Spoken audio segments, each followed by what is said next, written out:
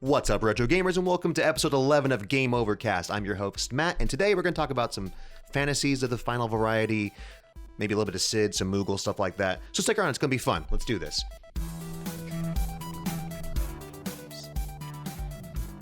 Hello, everybody. It's a wonderful day for Game Overcast. Today, I am joined by Phil. You may have heard him before. He's been on once or twice. Hello again. Hello, Phil. We do have a newbie, the man who I did this show for, Mr. Tien. Let's say hello. Hi, Mom. I'm famous now. We actually hired him just for this podcast. What? How long have you been with the company now, Tien? Going on 9 years.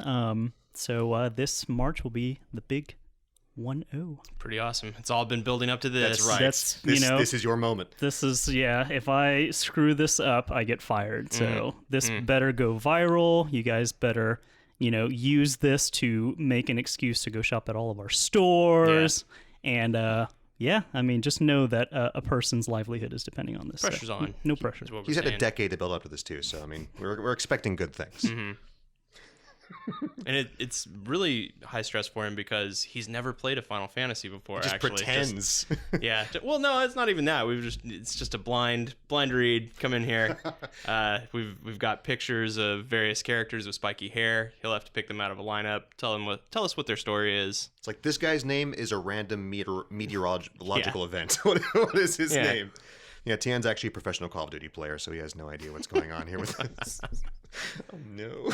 What? Sorry. Mom, don't listen to them. They're just kidding. A little bit. It's not true. I don't play shooters.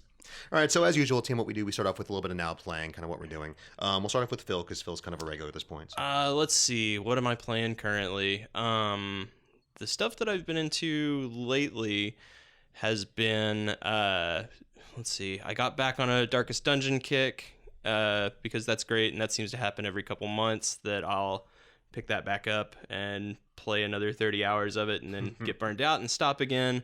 It's been that, and in a similar vein, also Enter the Gungeon, which is really good, everybody. If you like pixel, bullet hell, shooter stuff, get in on it immediately. And you don't get easily frustrated because you will die. You will die a bunch. All the time. But I got the Metroid gun last time I played that. That was pretty cool. Ah, yes. Is this a Samus? Whoa. Yeah, that and the Mega Hand, which is definitely the Buster. Both of them very good weapons. For anyone who hasn't played it, Enter the Gungeon is kind of like what the Binding of Isaac, very roguelike. I would describe it as Binding of Isaac plus bullet hell shooter plus Dark Souls. So why aren't you playing it is the question. Oh, also plus pop culture references galore. For sure. So very challenging game, but if you're into that kind of style, it's super fun. Really good for playing in small nuggets before you get angry and throw your controller across the room, because that might happen sometimes too, but that's awesome. Anything else? That's mostly it. All of my other gaming, I am kind of sandbagging, waiting to get my hands on stuff. Both, Black Friday sales coming up, both for us and the various other companies, I guess. If you must. Yeah. So, I'm probably going to buy a bunch of games through that and then spend the winter whiling away the hours playing some video games. Hibernate. I like it. If it ever gets cold in this godforsaken state. But, cool. What about you, Tien? I, sadly, in my now adulthood with adult responsibilities, unfortunately don't have as much home console game time. So it's kind of a shame, just the nature of what I do. I travel a lot. So essentially, if I can't bring it with me, I can't play it. And so that being said, I picked up Pokemon Sun and have been re-immersed in the mid-90s feeling of, trying to catch them all. And I already beat the game. That's kind of cool. You tanked the whole game over a weekend? Basically just meant that I caught a Gyarados, and that's the end for me. I'm just like, all right. That's all that matters. There's this story mode thing, but who cares about all of that? And, no.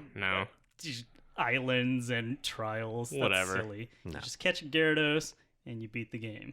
That's all that matters. But, I've been having a lot of fun with it. They have really focused a lot on... streamlining the real tedious stuff of the past games.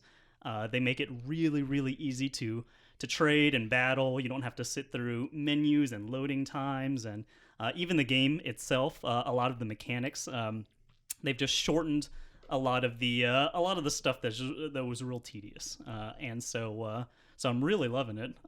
Yeah, it is weird having the Pokédex renumbered because all of the numbers that you thought you knew, the Pokemons are different numbers now. But aside from that, yeah, it's been a lot of fun. So Awesome. So Pokemon Sun, and before that, man, sadly I can't even think of a game that I really sat down and dedicated time to. I think it was like Metal Gear 5, but then my PS4 died halfway through, so I sunk about 50, 60 hours into it, and then it went kaput. God. And that's probably why I've been so bitter. So wait, your PS4 is dead. Still? Be die in my PS4 be die. It is currently in the state of repair, and unfortunately, but when I get it back, all of my data will be gone. Oh, And I was one of the cheapskates that didn't do the PlayStation Plus, so that it backed it up. Yeah, so I'm starting everything from scratch, and That's lost my brutal. PT demo. So Oh, no. I know. That's the thing that There is a way to get it back. If you downloaded it before, you can get it via a proxy. So even if you have like a new system, you can still get it back. nice. you I will send you a link. are a god amongst men. Days I mean, you can saved. send me the link too. Okay. So- I mean, whatever. your It credits is where they're true. due. I mean, does this? So you will have it by 15 time though. Oh, yeah. Okay, good. Oh, I was yeah. getting concerned. I mean, I don't know what Final Fantasy is, but you know, when 15 time comes, whatever that means, I will So have a it on new PS4. Call of Duty DLC or something like that. I don't Yeah, know. yeah. Awesome. Zombie mods 15. Love it. You know, I hate to say it, I actually played a little bit of Zombies in Spaceland, the new Call of Duty Zombies, whatever, just because it's very, very 80s. Yeah. And as much as I don't like Call of Duty, it is kind of fun, and it has a really cool They Live reference. Have y'all seen They Live? That movie with I Roddy am Piper familiar, with yes. John Carpenter. God. Well, there's you've probably seen before where there's just the white screen with the black text like produce, have babies, buy things. Yeah. It's from this movie where Roddy Piper is this like roving construction worker, and he finds these sunglasses that makes him see everything like differently. So all the billboards and stuff are just like, you know, do this, do that, and it's engineered by a bunch of aliens and stuff like that. And there's a big reference for that in the Zombies. Like, this is really cool. The game might suck, but I really like John Carpenter, so it's okay. Excellent. Yeah. I played that a little bit. I've actually been sucked back into Diablo 3 again. Nice. Yeah. It's like kind of like Skyrim, where every 6 to 12 months I'll be like, I want to make a barbarian and spin around for a couple hours again because it's fun, and that's exactly what I'm doing. Well, they've got kind of the one of the most official, cool retro gaming sort of things going on currently with their like Yes. Diablo 1 remake in the game sort of thing, right? What? Yeah. They announced at BlizzCon, and it's in. I think it's in PTR right now. I'm waiting till it actually launches. But Okay. They're remaking a chunk of the original Diablo 1. And all Diablo 1 was Tristram, the main city, and the dungeon. Right. And they're remaking the dungeon, or at least the first 16 levels of it. So you go back through the original 16 levels and you fight Diablo awesome. at the end. Cool. Yeah. But they're going hardcore. They're changing the graphics to make it all pixelated. They're changing it. No so, way. Yeah, currently your movements are 360 degrees. So if you have a joystick or a mouse, you go 360 degrees. They're making it back so you only have 8 directions of movement. So you're like, chicka, chicka, chicka, chicka. And in the old games, you couldn't run. So you just walk really fast everywhere. It's amazing. It looks so hokey. I'm excited. That's I'm super cool. excited. Yeah. I might have to dive back into Diablo for that. Yeah. I mean, That's kind of on my list of stuff to get back to as well, is play some more D3 at some point. They do it so well, and they get you. They get you with the seasons. Have you messed with seasons before at all? Seasons are good and bad, because you have a season where to play a seasonal character, you have to start from scratch. You have no access to your gold or your stash or your Paragon points or right. anything. So you're just back at level 1. I worked so hard on my Crusader. No. Yep. And Crusaders suck so hard now. I love Crusaders, but it's like Did they nerf them? I mean, because my Crusader was a beast. they were like comparatively, I don't think they were ever that like high tier. Like they were never a witch doctor or they were never a wizard, but they've only gotten worse. Because the first thing I made was a Crusader, and I'm like, the Hammerden build no longer works.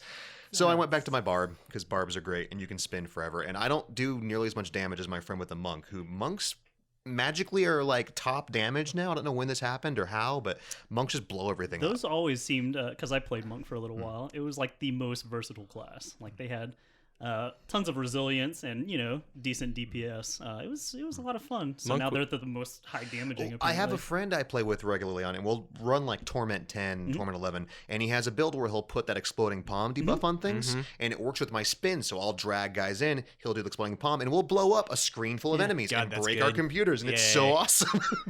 Monk was the only thing that I finished it with, because I like I was still working there at the time, so there was a definite like come work on Diablo all day, come home, play Diablo, hear complaints, now here are my own complaints, it's demons.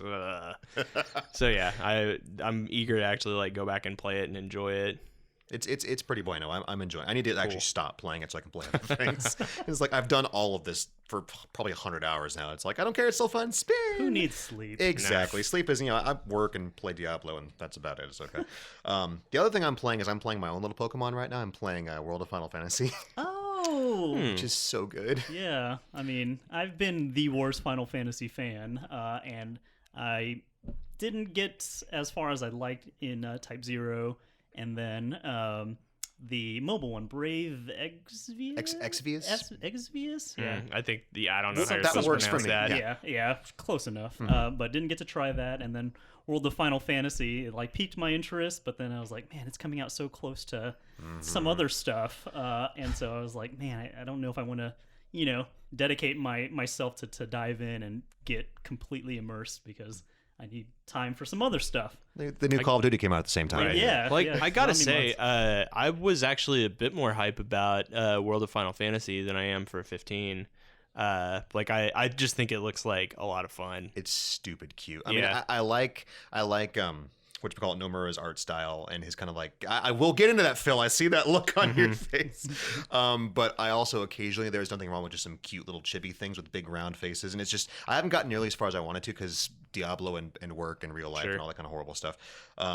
But World of Final Fantasy is the game I'll play with my girlfriend, so we'll both sit down and be like, oh, look at little things, and it gets really hard. Oh yeah, because it's typical RPG kind of stuff, but everything's so cute and there's some really cool references. I can't remember her name anymore, but they have a character from Dirge of Cerberus as one of the summons, which I think is so awesome. Yeah, it's like 6 people I know that played that game. Obscure. Yeah, I do appreciate those weird deep pulls like that. So cool. What's her name? I don't want it. Shulk was from Xenogears. Was it Shulk, the one with the little lightsabers? Maybe. Was it Shulk? Was her name Shulk? Like Was that Shulk it? from. I don't know. I didn't. Xenoblade? I'll admit I didn't play Dirge of Cerberus. I thought it was pretty. For what it was worth, I thought it was a pretty cool game. We'll get into that with spin-offs up here, but I thought it was all right. But that's me. That's what I've been doing lately. At some point, when 15 comes out here in about a week, you just probably won't see me. Yeah. So is that our segue? Are we going straight for it now? Oh no, not yet. Just hold on there, big boy. Okay. Really quick, every show I like to just ask kind of a random question to get you guys thinking and have you kind of on your toes and stuff. Last week or last month I should say, we did kind of a cool one. I'm getting nervous. This one, it's not a big deal, but so you guys, of any intellectual property out there that is not already a video game, if you could make that a video game, what would it be? Oh. And what kind of game would it be and all that kind of stuff. Man. And do you guys want a second to think about it? I already have mine. Oh, yeah. Yeah, why don't you lead us off?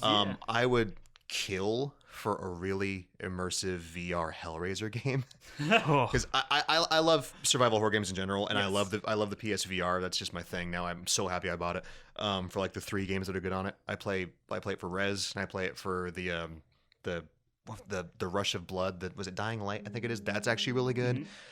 I want some Resident Evil, but I love Hellraiser. I love Phones Ringing. Phones are also really good too. But Hellraiser is one of my favorite just book and comic series. It's always so creepy and awesome. I want that to be a game, and I want it to be in my face. Like things like poking you in the eyes and stuff. Like Clive Barker, get on that. Make it happen. It'd be pretty cool. So good, dude. I'm sorry.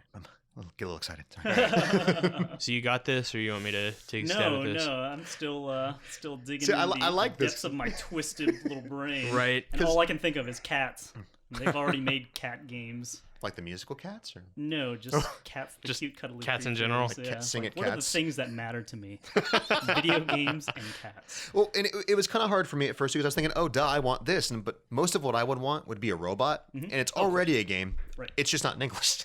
Gotcha. What is this? So I was thinking, like, I'd love to have like a really good Gurren Lagann game or like a Get a Robo game, but it probably already exists. I just can't read it. Yeah. So, but that's why I decided something a little bit off. Yeah, like this is a tough one for me as well because there's like first of all, it's just hard to like come up with a thing that has not been a video game in some manner Very or another. But I'll tell you what I'm gonna go with. Titanic. First of all, I'm sure there is one. Second, there? Yes. Where's there? There's actually a really good point and click adventure game that wasn't from the movie. It was just Titanic, like Lost in Time or okay. something. Yeah. Old, like 90s. all right. So there's a number of comic books that I think could be cool as some sort of game. I think what I'm gonna go with, and this is gonna be like maybe a little bit of a cop out. There's a version of Transformers. I have no problem with this film. Well, I know you don't.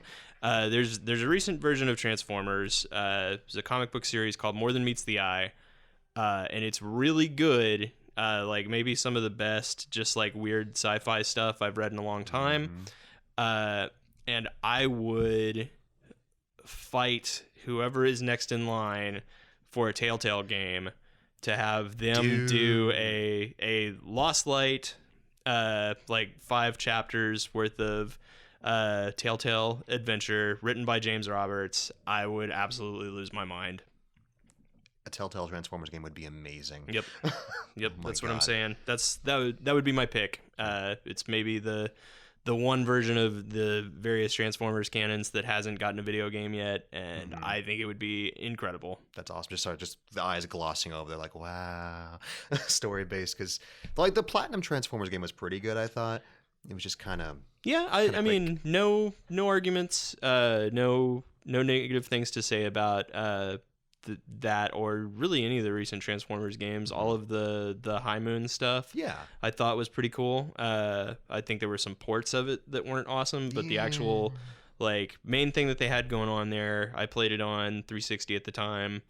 Really good game. Fantastic. But yeah, I think there's an untapped vein there with the More Than Meets the Eye. Really good lore. That would Transformers, be very good in a story-based kind of game. That would be awesome, I think. I just would like, I'd be perfectly cool as like, here's 5 chapters worth of walk around on this spaceship and talk to robots. Like, yeah, sign me up. I'm okay with this, dude. All right, Hotshot, you're up. Oh man, no, I'm still with those fabulous suggestions. Now I'm just like, how do I measure up? Do I even try? Go, you just throw something. Just throw something. Okay, all right. Tom Sawyer. I have always wanted just a game that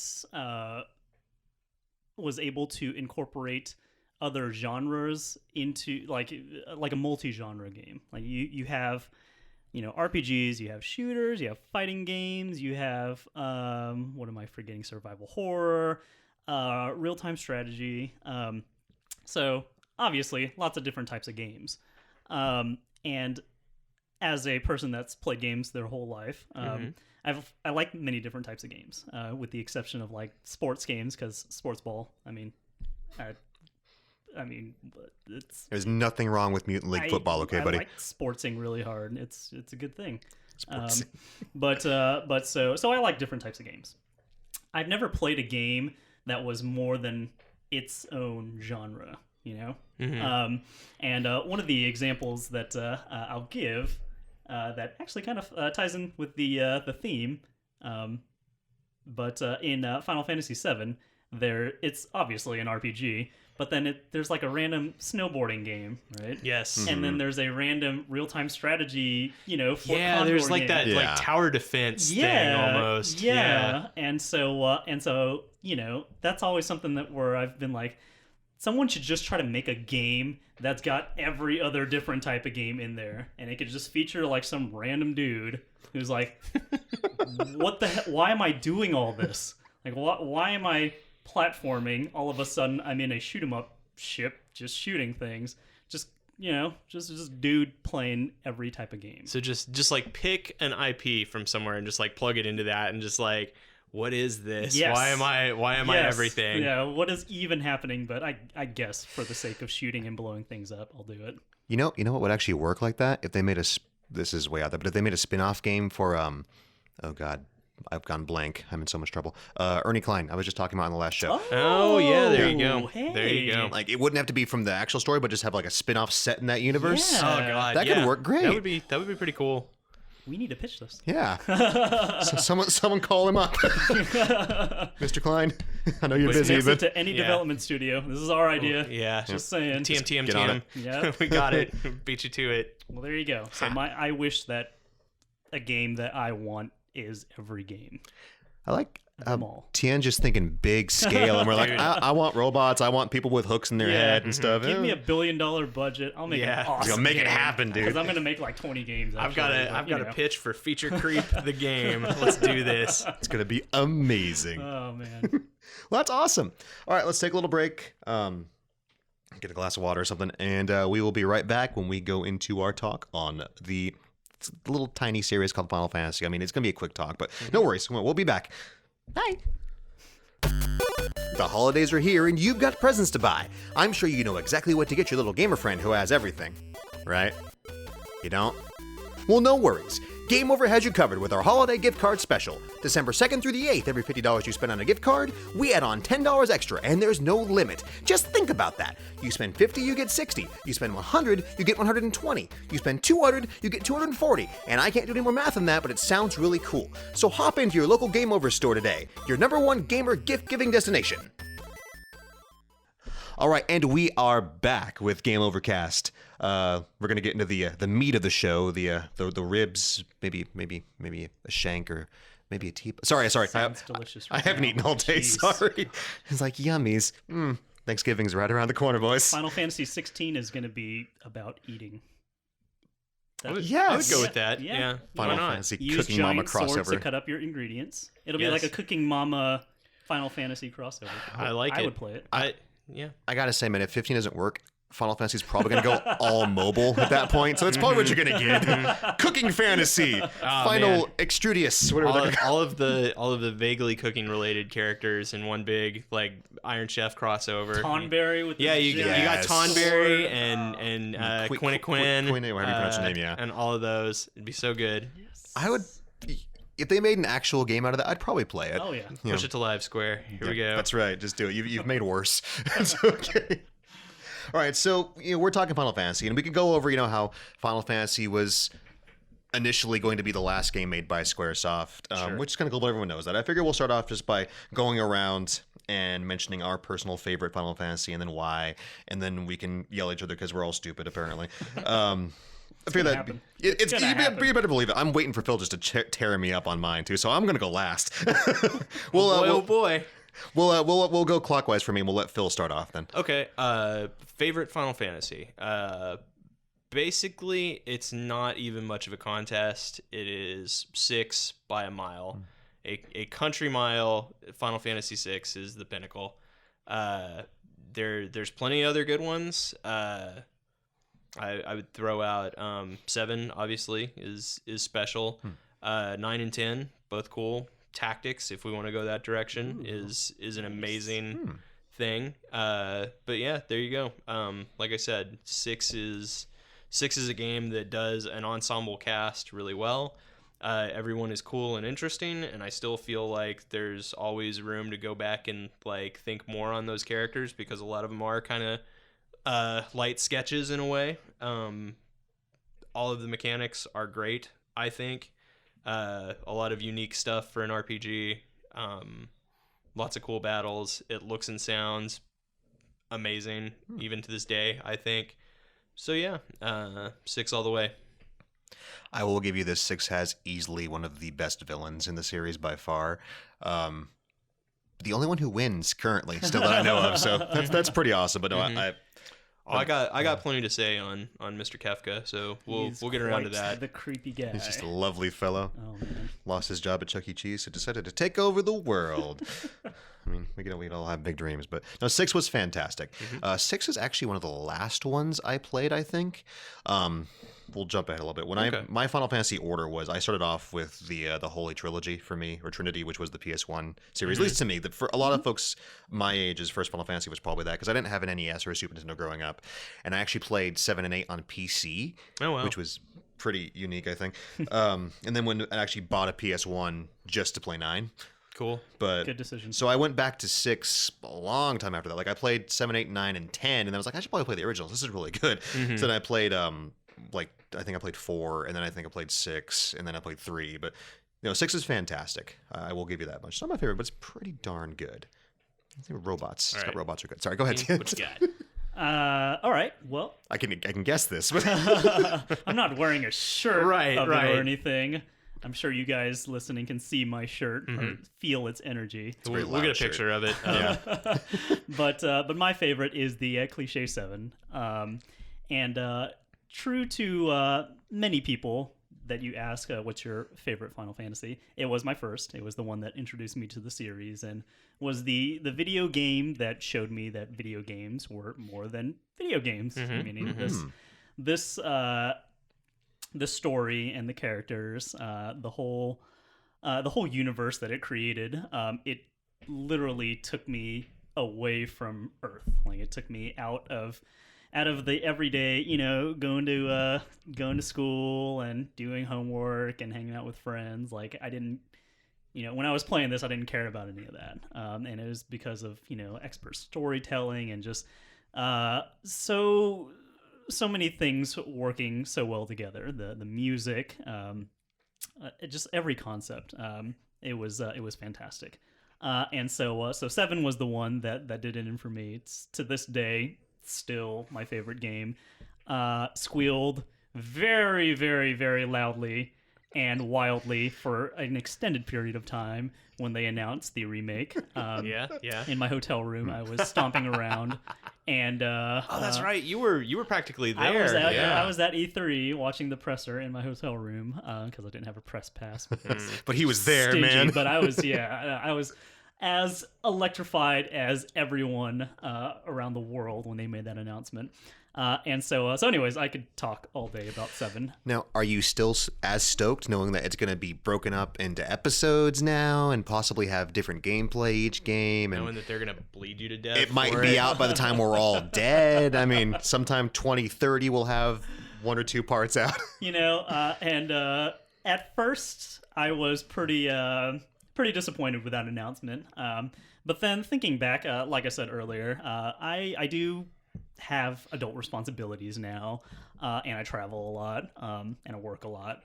And so actually having, digestible chunks actually doesn't sound like a horrible idea to me because the irresponsible side of me and anything Final Fantasy related would probably take like a month off of work and, play it and beat the heck out of it. But I obviously realistically can't do that anymore. So I'm not too put off by that. I don't think that it'll be so short as to I'll like be able to beat it in a weekend, whatever, I don't even know. I guess I haven't kept up lately. But then it being episodic, like I don't think the episodes are going to be so short, like I said, where I won't feel fulfilled enough. Like I'll probably be able to sink like 20, 30 hours into it, and then just be like, all right, well, that was just the story. Now I'll go do all the extra stuff. I think it'll feel like, a true RPG, well after the time where, I'd actually be able to finish it. And so that much doesn't bother me. And then also people crying foul for the change in the combat, and then just the reshuffling of the story to incorporate like Crisis Core and Advent Children and things like that. I'm actually really open to it because like the way that I see it, I've been like everyone else super anxious for this to happen for a really long time. And people are saying, don't change it at all. Just update the graphics, slap a fresh paint of coat on it. Paint a coat. Paint of coat. That's a thing that is going to be a special item. Just put it on cloud. Yeah, it's when he goes to Don Cornig's There you mansion. Go, you just slap a fresh coat of paint. Paint of coat. Paint of coat. Yeah, you got it right. And he becomes a beautiful princess. Yes. So Final Fantasy. People are saying just to do that and don't change it. And I'm just like, if I wanted to play the exact same game, I would go and play the exact same game. I've got it sitting on my shelf. It's both lose-lose and win-win, isn't it? Because like you can't just like, here it is exactly over again, and we just like we upgraded the graphics and then that it's exactly the same. Like wouldn't hold up today. I mean, I would not mind having that at all, but I do appreciate how they're trying to diversify it a little, make it, change the gameplay a little bit. I don't mind. I liked Crisis Core. I kind of actually hated it as a game, but I like the story a lot. I've heard that. And I can't see it changing. I mean, because all it was a side story. I mean, Zach was already in 7, and he was already a very large part of 7 once you realize that he was actually Cloud for the first half of the game, pretty much. So I don't see that being an issue. Advent Children, I thought, was actually pretty good. I mean, it wasn't Oscar material, but it was a good movie. It was a nice continuation of the story. It was fun. Cloud was still just a big baby. I mean, that's just kind of him as a character, though. But so I thought that was fantastic. So overall, I think it's a good thing. Am I a little bit upset that I'm going to have to pay $60 4 or 5 times? Yes. Yeah. But I'm a big boy. I have money, and if I don't want to buy it, I won't. But I think it'll be worth the money, though. Yeah, we'll see. I'm curious. We'll put it at that. Keep an open mind. Yeah. And just, to have awesome HD Barrett will be a wonderful thing, because I love that man. And if we're going to talk 7, we have to talk just the single greatest character of all time in 7. And no, it's not Sephiroth, it's Sid. Well, wait, before we do that, you cover your favorite. I want to talk about Sid. Okay. He wants his tea. No, that's fine. All right. So we'll talk about mine. I'm trying to stall because I'm waiting for Phil to dive across the counter at me here. Because you'll notice how he skipped my favorite when he was talking about 7 and 9 and 10. He skipped the best one, which was 8. And that's very divisive. And I've noticed it for people with 8. You either really, really hate 8 or you really, really like 8. There isn't people who think, it was okay. You either love it or you hate it. You found the first person. Yay! No. Oh, wow. So I will skew to, I actually liked 8. Okay. I really, really, really hated the junction system. Yep. But aside from that, I liked it. I loved the junction system. Oh my god, I enjoyed it. So we'll go back. I played 7 first. Played 7. Was like, what is with these Lego brick hands? All this kind of stuff. But played 7, enjoyed it. Thought Sephiroth was just the coolest, most moody, cool. Mind you, this is Matt like in 9th grade. Sephiroth was great. Still is. Still is just the best mama's boy in video game history. But no, Sephiroth's awesome. But he does kind of just boil down to, Mommy don't love me, I'm gonna blow up the planet. But Sephiroth's fantastic. I say that with as much love as possible. I'll tell people 7 is my least favorite of the PS1 Final Fantasies, and at no point am I not saying it's a masterpiece, because it's amazing. I like 8 and 9 more, and I think 7 gets so much kind of attention because it was, and mind you, 7 did redefine 3D RPGs. It did redefine storytelling and music and what you can do in a game. But the Lego hands. Like the hands in 8 were better. They were actual hands. They were flippers. They were like little dolphin flippers, but you actually had... 8 was actually the first game to use full human models, which I thought was nice. Because before that, Final Fantasy had chibi pretty much for the entire thing, except for maybe combat mode. Yeah. So it was a big step forward, but I really enjoyed 8.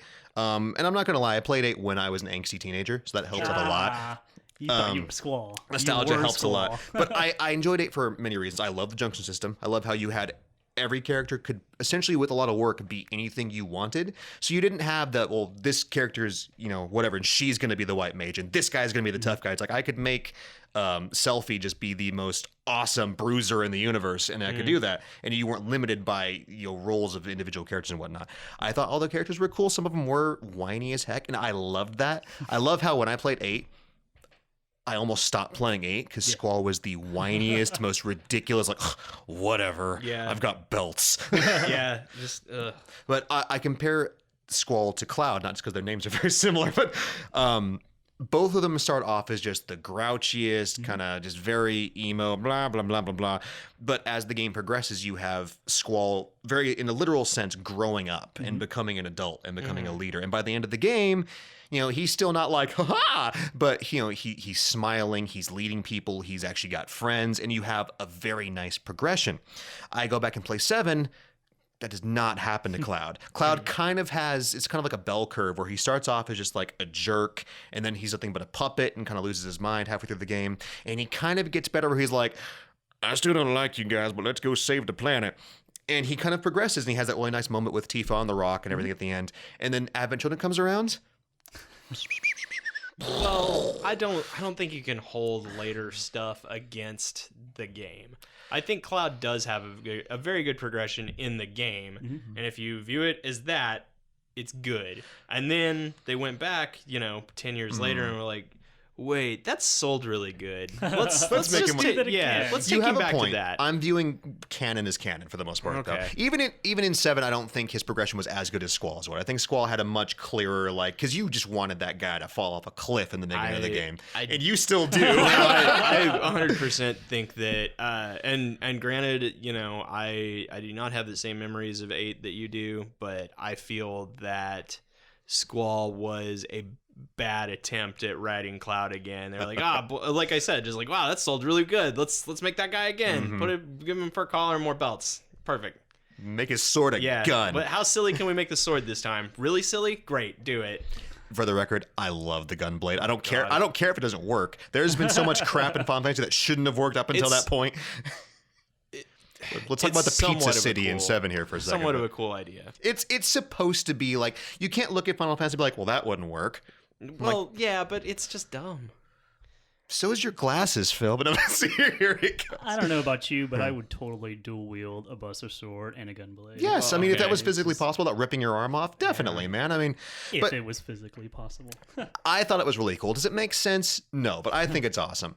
I always thought of the gunblade as like a lightsaber, and you pull the trigger and it goes like all bzzz and stuff and everything. And Okay. I mean, it's not actually like a machine gun on the No, sword, of but course not. it just gives you that like extra wallop, like it's a It did prevent you from mindlessly holding down the circle button for every That's true. battle. That's Like, yes. it did I have like this that too. how- critical hit with that R trigger. Yeah. every character kind of gave you like 7 started that where characters different limit breaks made you do different things where you'd have Squall where every fight was much more active and his limit breaks had you on your toes and every boss had its own individual limit break animation where some of them were very kind of fluid and nice and then when you fought Omega Weapon you just jammed it in his face and hit the trigger as many times as you could so it was nice. Yeah. But there was more than that. I liked I love time travel when it's done well in a story. And 8 wasn't the first to do time travel, but I thought it was the best. I really enjoy just kind of the nuances where you can go through 8 and you can play it like, this is cool, whatever. You know, you can do GFs and stuff and wizards and witches that kind of looks like a guy at the end of the game because she has like chest hair. I don't know, whatever. But if you go into 8, and I'll go back into this later on, I think there's a really cool kind of conspiracy theory where the whole game is kind of like a loop and it has this wonderful happy ending but it doesn't really have a happy ending and gunblades are cool, Phil, and you could not like it. I don't care. Just too many problems for me. I will say, like, I think and that's the other thing. Like, outside of what's the hot track at the beginning? Liberty Fatality. Yeah, there you go. Yeah. Oh, you don't like the music? No. I was gonna say, outside of that, I feel like very little of the music is super memorable in the way that some of the others are. Outside of maybe Libari Fatale. I liked the Balam Garden theme. It was So pretty, dude. serene. But yeah, like the only one of those that I feel like comes back in the same way that so many of the other Final Fantasy themes. It is true. Like you do have a good point. Like a lot of Nobuo Uematsu's pieces in Final Fantasy VIII didn't have that. It didn't feel like it had the same style. The game basically wasn't the same style as like 7 and 9. Yeah. because those were more quirky characters. There's a lot more techie and Yes, a lot more. yeah. 8 was space travel and you. In case you were wondering, listeners, I'm making quotey fingers now. Realistic characters. So it had a whole different feel. It was a very different feel, and I credit them for going for something different. I just and I think I could have sucked it up through the story and maybe found more enjoyment of it if I didn't hate playing it so much. Junction and Draw were terrible ideas. Yes. I also think, again, once more, it was like summoning went from like a cool extra thing you could do in 7 to it's the only thing you do. Just like spam your GFs and But get it done. That just means you were really bad at the game then, because No. because summoning, the whole point of summoning and magic was it was not a get out of jail free card. Where in 7 you could just go nuts with the magic and go nuts with the summons and pop an ether and you're done. Yeah. In 8, if you every time you cast that spell, you're losing something by using that, so it added a whole different level of thoughts. Like, well, I could hit this guy with Ultima, but I'm not going to hit that hard when the next boss comes around if there's another boss right around the corner. So it adds a level of strategy to the whole thing. I was actually going a different direction. My issue with the summons was like, whenever I summoned something in any other Final Fantasy game, I would like literally just because, like you said, Matt, I never really need to use summons because I'm actually a grinder. Like I will grind the heck Power out of leveling. a certain little patch of forest so that I'm like 10 levels above where I need to be. Yeah. I'm just like that. So I don't really need summons. Summons in the Final Fantasy games for me were like eye candy. So Yeah, like I would totally. I just like press summon and just like sit back and be like, all right, just watch this because it's like cool. My issue with 8 was it made you do something during the summon. So while it was like all this cool, beautiful animation, fantastic design on the Eidolons. Eidolons. There you go. Wait, no. No, they were just they were Guardian Yeah, they were Forces. Guardian Forces, GFs, yeah. GFs, That was 10, wasn't it? Was it 10? Actually, Eidolons was 9, nine? and it was was they it were in 10? Eidolons in 9, and it was it Faiths? Faiths, that's right. Darn it. Yes. There you go, man. So Just- we need all need everyone needs to take a week off of work and go back and refresh. So All right, he said it. Just keep a consistent lexicon, Square. Jeez.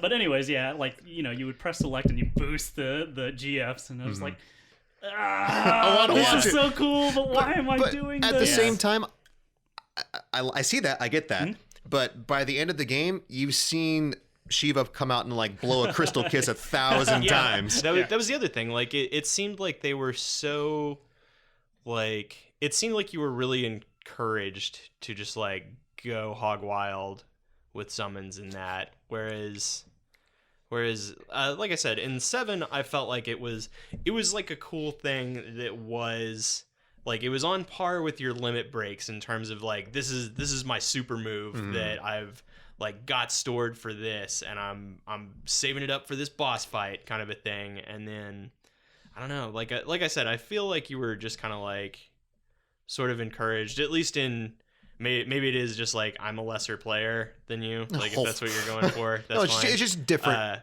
Different people play different stuff in different ways. Sure, it was just like it seemed like there was much more just like, yeah, just go for it. You got these summons. It's going to take 15 minutes every time you cast it, and that's going to be the fight. But yeah, go for it. So I don't know, a lot of problems with the gameplay in that one. But I did really enjoy 8. I had a few issues with some of the core mechanics, like the drawing and the junctioning, and having to boost Guardian Forces.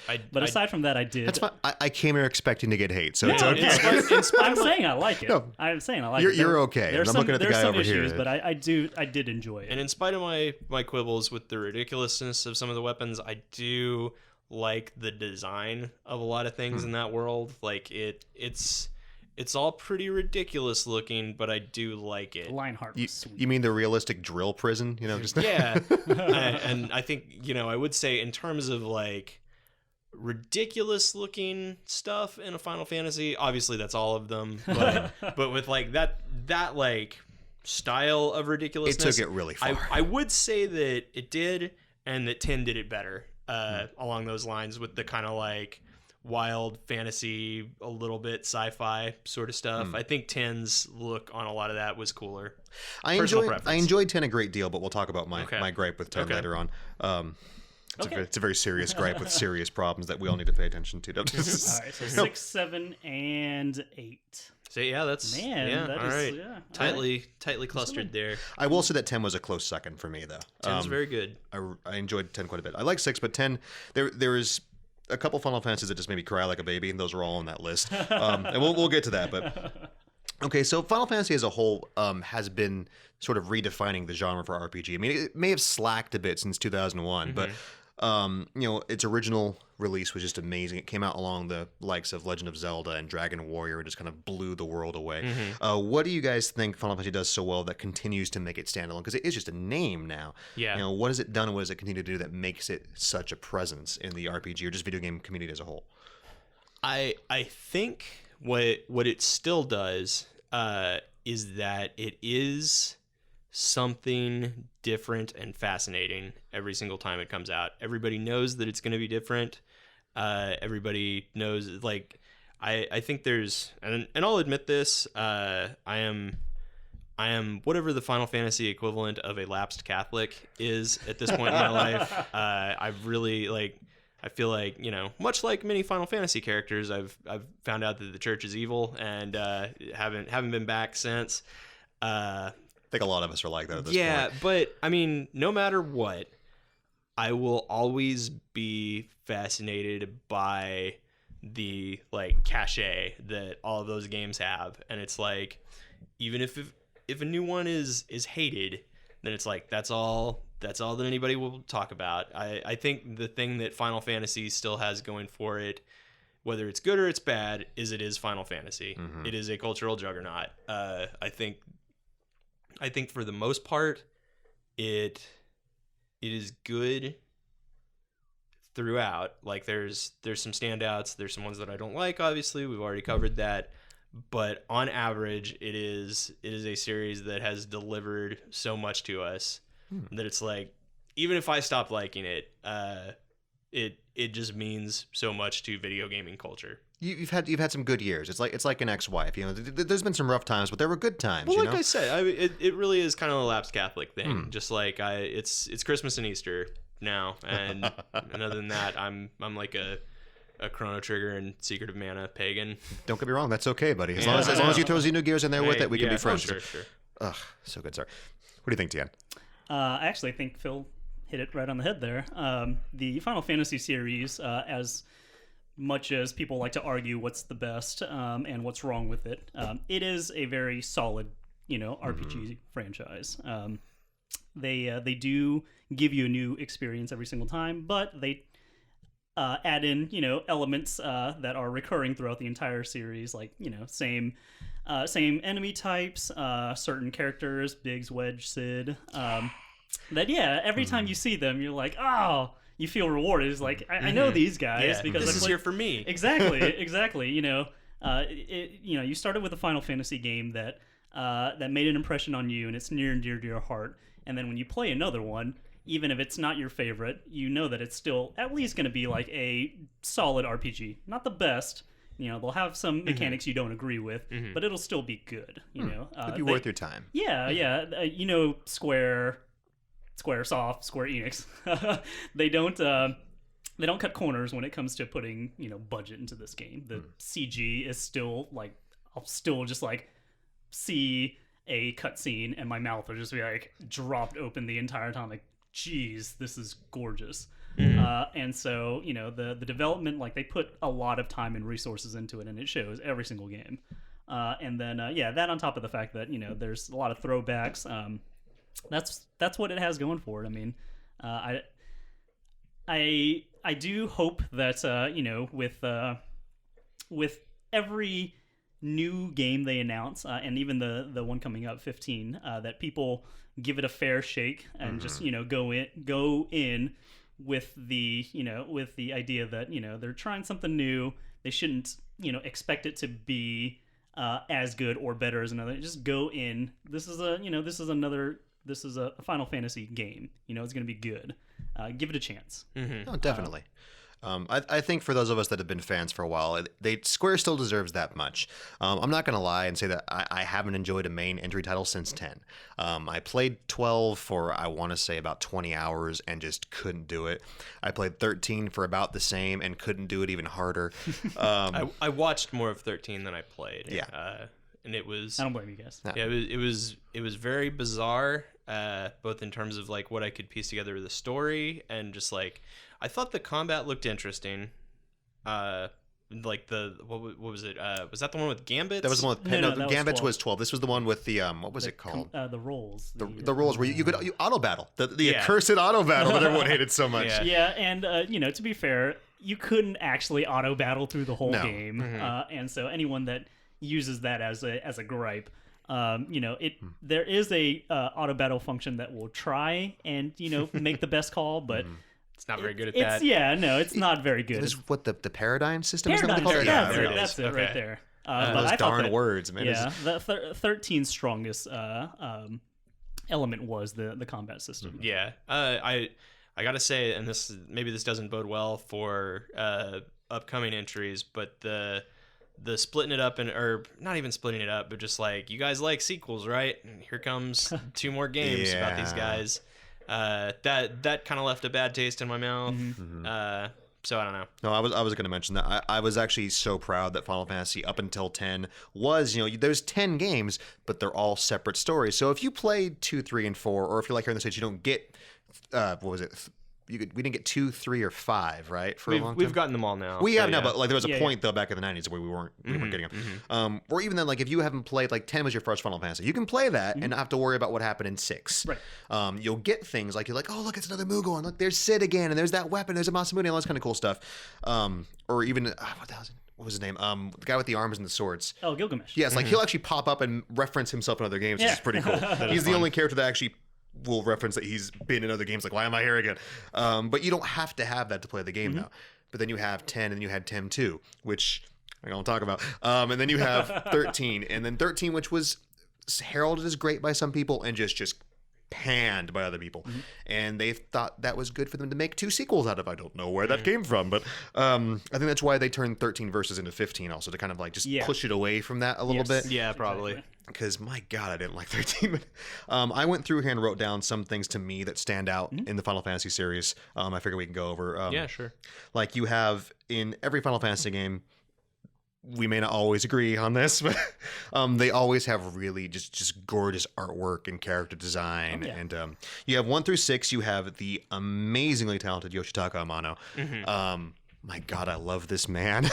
And he still to this day does the logos and stuff like that and everything. You notice his beautiful flowing ethereal artwork and everything. And I missed him. He was at an Anime Expo this year, and I couldn't do it because of work stuff. Did you get to see him at least while you were there? Or were Is that you a serious question? probably? You probably did. But So disclaimer: whenever I work a convention, I'm working it, and so I never get time to do anything. Sometimes. Never mind. I'm not even gonna go there. But no, unfortunately, I don't have time, and that killed me. That is harsh. I would. and it's not just Final Fantasy. I mean, this is the man who did all the illustrations for Vampire Hunter D. Oh yeah. And His my God, his what was it? His Sandman thing that he did with the Neil Gaiman back in the day was really cool. Good, dude. God, I really love Amano's art. He's just like a global art treasure. Do you think his art would carry over to today's stuff? Like most of his design Like stuff, modern graphics and yeah, stuff? like would it work outside of sprites? Because mostly what we got was his designs translated into sprites. I think yes, but it wouldn't be. It would be something cell shaded. It would be so strange to see, though. Yeah. I think And we can I'm all okay agree with on that. that, right? Yeah, Well- I think it would be. I don't know how I would end up liking it, whether or not it would be like, wow, this is just too much. It'd be different. Or whether it would be astounding. Did but- you play El Shaddai? See, that's what I was was thinking. kinda like I that. think it would end up looking like El Shaddai. And I thought that game, well, may not have been a great game. It was beautiful to look at, though. Like, neat. very beautiful. And the combat was solid, but it was overall just kind of like, what's going on here? But gorgeous game. So I think it could work. I'd love to see them make another awesome 2D Final Fantasy. And I have that. You psychic. It's almost like you're reading the notes in front of you. I haven't looked at the He notes wasn't too the one that much. printed out the No, notes or of course anything. not. Hey, I read it this morning and then I printed out copies. Good old reliable Phil. He's always there to be awesome. But you have Amano who worked on 1 through 6, and then you have Phil's favorite man in the world. Tetsuya Merman. who is just Merman. the busiest sucker in all of Japan, I swear. He did a lot of the main design work for 7 through 10, and then 10-2, and then 13 and 15. Also somehow having time to co-direct 15 and Kingdom Hearts 3 Yeah. and the Final Fantasy 7 remake, and you wonder why this crap takes 20 years to come out. But I, for one, quite enjoy his artwork. I get it. It's edgy, and everyone's got spiky hair. Okay, let me defend my position. Go for on it, this. please. I don't. Okay. First of all, I don't want it to be like, well, I really like Amano and Nomura is just a hack who took over from his, not like, whatsoever. No. It's not that. And I think Nomura turns in some good stuff. Like his character designs for a lot of stuff, quite good. I think 7. I think he nailed all of those guys. I think at some point someone said like, okay, Tetsuya, what's the most Nomura thing that you can produce? Just like take the rails off and just ramp Final Fantasy into a Nomura ravine. Just like shoot hair out 360-degree angles behind the character. Just like take the freaking limiter off on belts and zippers and just like blow this thing wide open. Basically, I think at some point he was just like, it's like he tried so hard that he circled back around to not trying.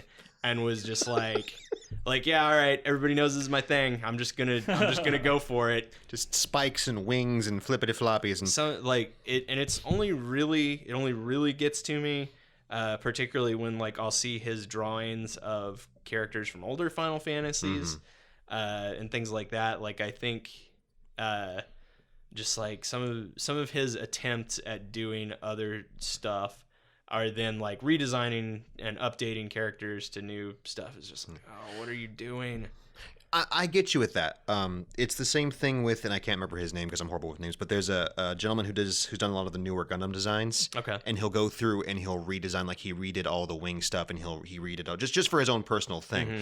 And I think they're cool, but they are radically different and they're very big departures. Yeah, like I don't know exactly what you're talking about, but I can very easily picture the like, okay, this time it's gonna have 7 antennas and I'm gonna have vents on every single surface of it. Do you remember when they did the Gundam fixed figurations for all the wing stuff and everything had like more sharper edges and a lot more bolts? That guy. Yeah.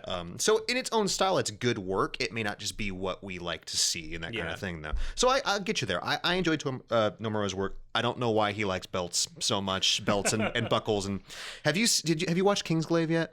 No, I haven't watched And Kingsglaive. I enjoyed it. It was a good movie. It wasn't great, but it was good. It was a beautiful movie, though. Oh my god, It was fantastic. like I've had a lot of folks tell me that the story was kind of a mess. I don't think it was. It made perfect yeah, sense. exactly. It made perfect sense. Yeah. Clarify this. What is this? Kingsglaive is the Final Fantasy 15 Oh, okay. tie-in This is prequel like the movie. prequel it's the anime. setup. Yeah, okay. it's the setup. Okay. Cool. Gorgeous movie. We'll get into that, but the chancellor for oh my god, I'm breaking the bad guy. Yeah, With the he's got the awesome hat, and then he has like this wing thing. penguin wing thing where he walks around, and I'm like, Good. yes. And it's like a foot or two past his hand. I'm like, what do you do when you have to scratch, like smack himself in the face and stuff? He's got a guy that does that for him. Yeah. There's just like a soldier with a face scratcher. It's like, you comes there, up boy. and- Just kind of wrinkles his nose, but Yeah. in the game, thankfully, he doesn't have it anymore. I noticed, like he's there. Really? Like he's there in the beginning of the game, and he's talking to Noctis, yeah. and like he's a friend. I'm like, do they know who he is? I watched. Wait, hold on. Totally, like at least in the movie, they portrayed him to me like a kind of like a sleazy, would say anything, do anything. Very to- backstabbing. He's totally Okay. going to stab the dude in the back. Yeah. And so I thought the exact same thing when I saw his wing, because I was like, I was trying to make any sort of sense or justify it, and then I was like, they probably thought Sephiroth's one wing was really cool. So they were Forever. like, Yeah. So let's just slap it on this guy. I was Make him hoping he'd at least do something with it, but it's like, nah, it's just there. No, It it's- opens up at some point. Nah, it's just there. But I get you, Phil. I will not fault you for not enjoying Nomura's work. I like it for the same reason I like a lot of Super Robot shows, just because it is just like, this is so stupid. It's ridiculous. Kind Okay, of. like, and you and I are like, and we know that we're doing this. So like, what's an excuse to talk about robots? I know. like But like, Final Fantasy. sometimes I'll accept that for like a big robot that's already like out of like, it's already like, this concept is out of control. When you take like, okay, I technically like the way is it Titus?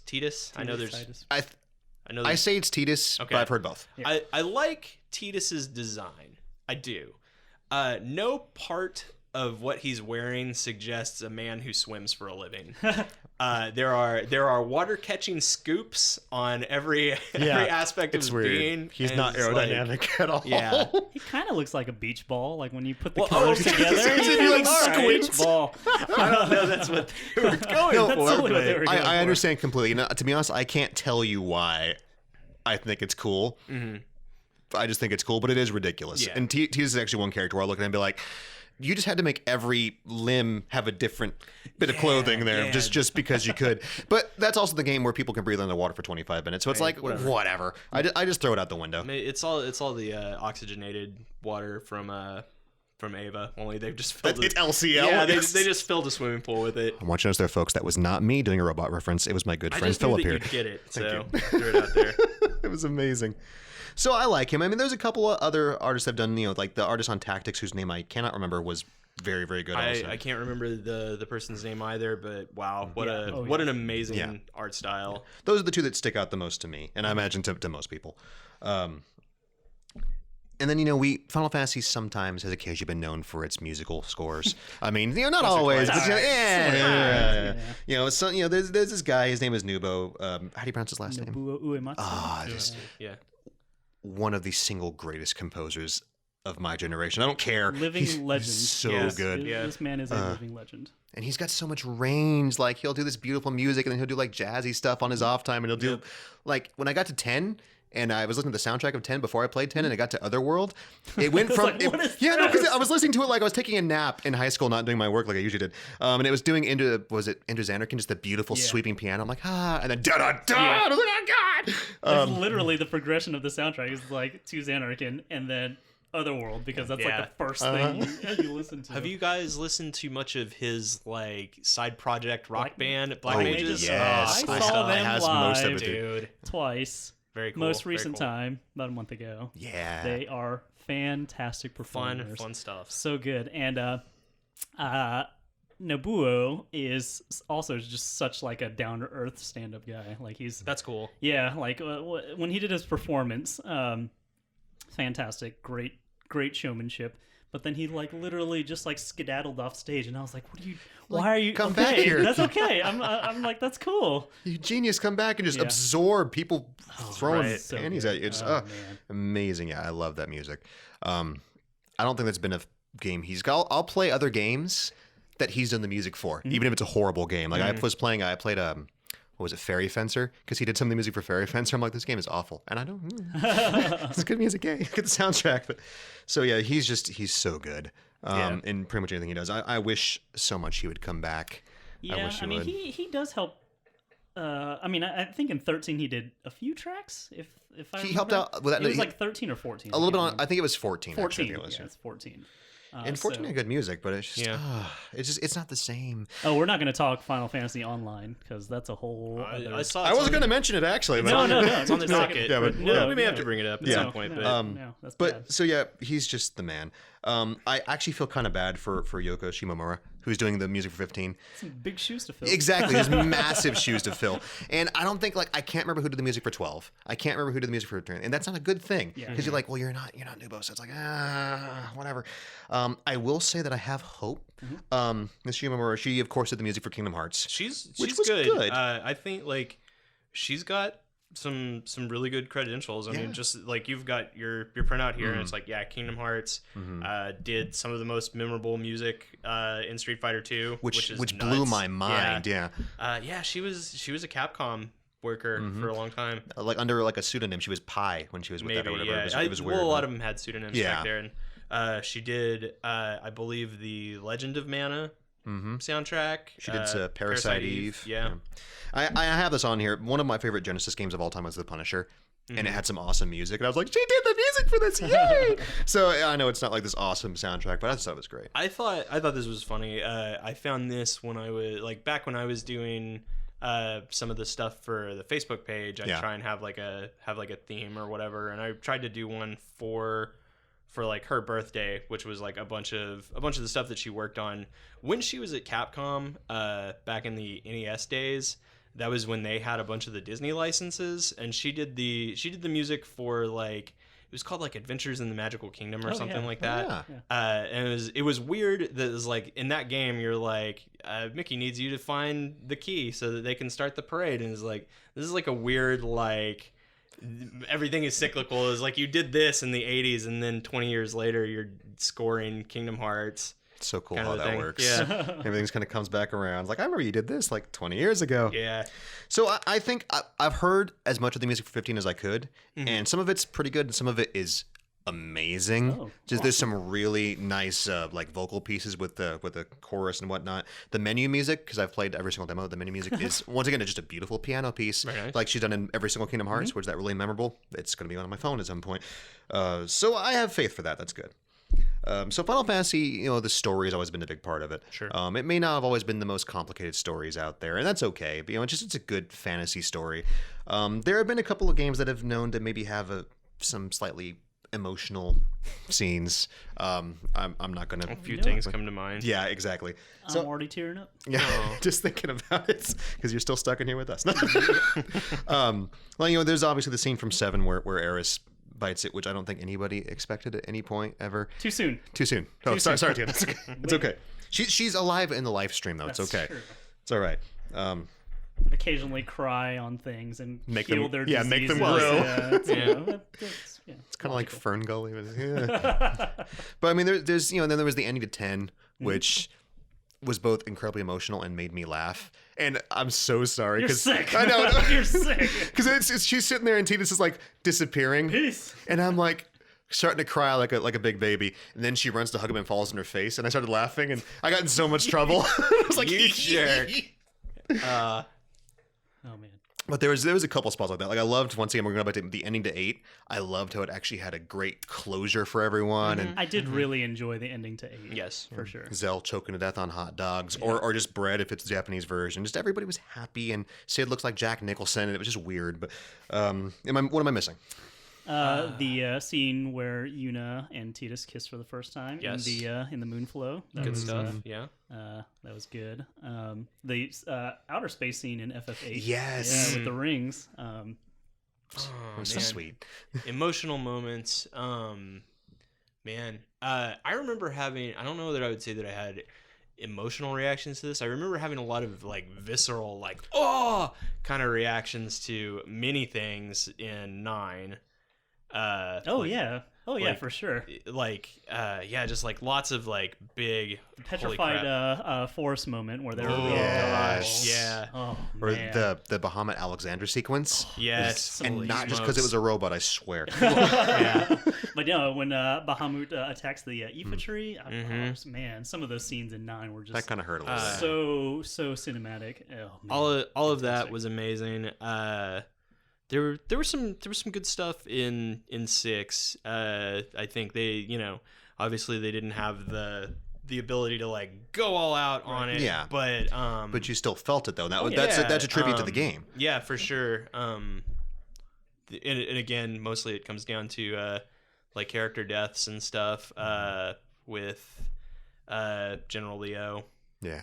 And then there's a couple of things that it's like these are emotional moments that you somewhat have control over, and that there's 2 characters, both a player character and an NPC that by your actions either live or die. And both of those have some emotional consequences, I feel like.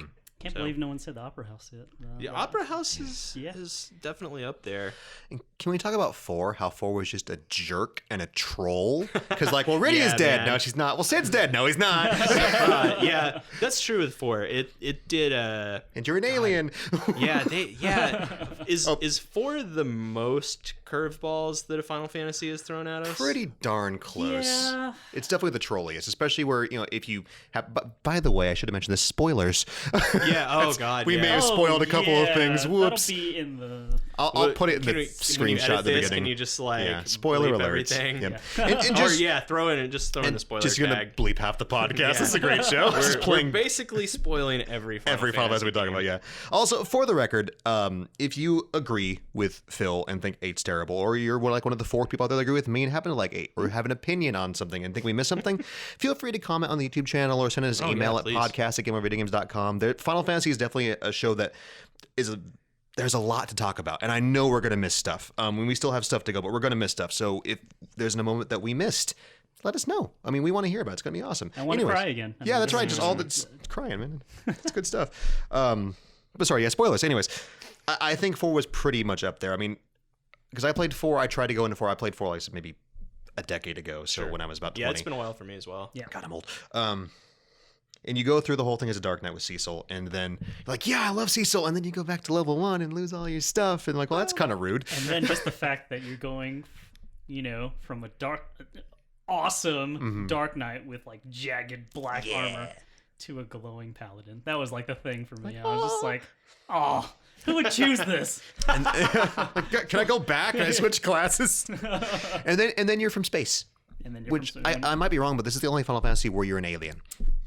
It did throw me off when they had to go to the moon. I was like, again, like I think 4 may have the most curveballs out of any Final Fantasy. 4 was awesome. 6 threw me for a loop when the world blows up. Yeah. That was pretty crazy. And there's other stuff I'll get into where it's maybe not individually on games, but things that may connect certain games that kind of like blew my mind when I was younger playing it. Sure. But let's see where we're gonna, we'll go to that first. Actually, let's talk conspiracy theories really quick because oh my god. The one I'm talking about specifically here, and one of the reasons why I actually kind of like 10-2. We haven't talked about 10-2 at all yet, but probably a good reason. Yeah. I don't know. 10-2, for what it's worth, I thought was a pleasant experience. It was a good game. It had some questionable choices. The Charlie's Angels thing was interesting, but I love 10. 10 was one of my favorite games. Had one of the best love stories in the series. I love the job system. I know Yumi and Tam were talking about how the job system or the dress sphere thing was cool. It turned off lots of people. Lots of my friends in high school looked at me funny because, like, check out this dress sphere. Like, what? Dress sphere? I'm like, you have guns and knives. And call it what you want, man. That was really cool. But there's one point towards the end of that game where you're flying. It's the Gull Wings. What is the name of their ship? I can't remember anymore. The Ramalama Ding Dong going. Was it still the Celsius? The Celsius, yes, because it wasn't the Celsius in 10. It was something else. Was it just called the airship in 10? I don't know. We're getting old. Didn't that call it like Excalibur or something? Was that not a thing? No, Excalibur was from 9. Wasn't it? Was it? Oh my God, falling to pieces. Welcome to Game Over. Cancel the podcast. Welcome to Game Overcast, where we don't know what we're talking about. To be fair, there's like 14 games, and everything has its own nomenclature. Exactly. So. But so they're flying into I want to call it the live stream, but we'll get to that. When they're flying into the far plane towards the end to go like pull Yuna out of the madness she's in, their little scientist buddy is like, "Hey, this is really cool. I look at this. This is like." The life energy of the planet, and if we could harvest this, we could like totally harvest this power and use it to power the planet. But it'll take quite a few generations. And the kid's name happened to be Shinra. I don't know. Yeah, I don't know. I never could decide whether or not I thought that was like, yes, this is definitely the same thing, or if it was just like this is like a clever like in joke for us. I thought it was way too much just to be like a coincidence at that point, because he's more or less saying, I'm going to harvest this Mako energy, and it's going to take, is it Mako or Mako? I've always said Mako. I have never seen a game series that has had so many arguments over naming. It's like, is it Tifa? Is it Tifa? Tifa. I've heard some called, I've heard of Tifa. Tifa, I say it's Tifa. Believe. I say Tifa. Tifa's, I think, the exception. Well, okay. So the only time that we can get like true clarification is like when a movie comes out. Sure. So it is Mako and it is Tifa because go. that's what they say in Advent Children. That's true. True to the Japanese. Yeah, I guess it would be Mako in Japanese But Titus, I have no idea. In the trailer. Bahamut? Rima? Chocobo? Chocobo? Chocobo, I feel like we've all got a good handle on. I had someone that like would not leave me alone. It's a Chocobo, Matt. It's not a Chocobo. It's got to be Chocobo. And I don't talk to him anymore. I lived in Southern California. There's a lot of weird people, right? But lots of weird naming and stuff. But so I felt that it was way too much just to be a coincidence. They were saying this is definitely linked. Fair enough. Yeah. I mean, if I'm not mistaken, also they confirmed that it was it was on the same planet, but those two games were in the same universe. Okay. I was like just thinking about the similarities of the of the worlds. And Final Fantasy VII had a steampunky, it was post steampunk, I'd say. Okay. Kind of grungy. Yeah. But it was still, kind of futuristic. Yeah. Dare I say cyberpunk almost? Not quite. Not Blade Runner, but pretty close. But then, 10 was kind of like that, where, the city, and I'm blanking on any of the cities. There's Luca. Okay. Luca was the big one. Yeah, Luca or Besaid was the one in the beginning and whatnot. Yeah. And right quick before I forget again, I'm sorry, Tan. I've got a big problem with 10. All right? And I have it on here that the blatant robot segregation is not cool, man. It's like why is Machina got to be the devil, huh? It was an interesting plot point. It had some fun stuff there with Riku. It's ridiculous. I think we should stand up for what's right, man. I mean, robots are not the enemy. The people using the robots are the enemy. The All-Bed were. They were standing up for their rights to machine. Creepy, swirly, impractical eyes or whatever. But okay. I would be willing to accept the 10-7 connection. If that's the case, I want to I want to segue there. I want the middle point. If they want to go for it, then What's between the two of them? yeah, then like 16 or 17, that needs to be It's the midpoint. 15, Phil. Well, I mean, in all honesty, if that was the thing, like, if that was the big reveal slash plot twist, is like, yeah, this is how you get from point A to point B. Like, Yeah. I'd be into that. But yeah, it just seems like that's such a, if it is supposed to be like these two are definitely the same thing, then it's like I feel like there's some meat on them bones, and they ought to give it to us. I feel in a lot of media, especially like Japanese media, be it anime or games, they don't do that. They just kind of leave it there. but- Like, it's like, have you guys all seen Cowboy Bebop? Sure. Is Spike dead? Yeah. Are you sure? Pretty sure. I mean, like, I'd like it if it just came back and was like, nah, he's fine, whatever. It's like, never mind. He's well, because they interviewed Watanabe about it, and he was like, I don't know. I was going to kind of suggest thing. calling Square Enix and just be like, hey, so. Oh yeah, spoilers for Cowboy Bebop, by the way. Welcome to Game Over Spoiler Man. Cast.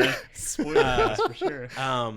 Yeah, like I said, I guess I'm willing to accept that. It seems like it always seemed to me like, okay, this is like a joke where they're like, hey, yeah, we know about the connection between our two games. That could entirely be it also. They've done that a couple times before. Like there's the memorable line at the end of 9, where they kind of throw 7 and 8 under the bus for the sake of a joke. Yeah. And then, but yeah, like I always presume that's what it was. But if it's not, then yeah, like I want 16 or 17 or whatever to be, If there is a 16 or 17. yeah. sure. On your cell phone. Please, no, Square, please. The only other one of those that I can think of was I always thought that there, and it may have just been like because they were probably made pretty close to around the same time. There's a lot of similarities in story and naming convention, and if you squint at it, the map between Secret of Mana and 6. Oh, really? Yeah, there's both of them have an empire in them. The emperor of both of or I can't remember if it's the emperor in 6 is Gestal, and there's a guy in Secret of Mana who, and I can't remember if it is the emperor or if it's like the emperor's right hand man whose name is Gestar. You fight a lot, and that seems like, first of all, it's that letter switch up between R and L sort of thing from Japanese to English, but also it's just like, is this? You mean like Aerith? Well, yeah, but yeah, just like that always gave me pause. Like, are we supposed to think that like this is somehow connected? Like this is the War of the Magi that they're talking about, where magic is sealed? That seems unlikely. That sounds really awesome, though, and I've never thought about that before. I don't know if this is a conspiracy, but I always thought that this was I'm kind of half hoping and expecting that thing in Final Fantasy VIII. You should know this.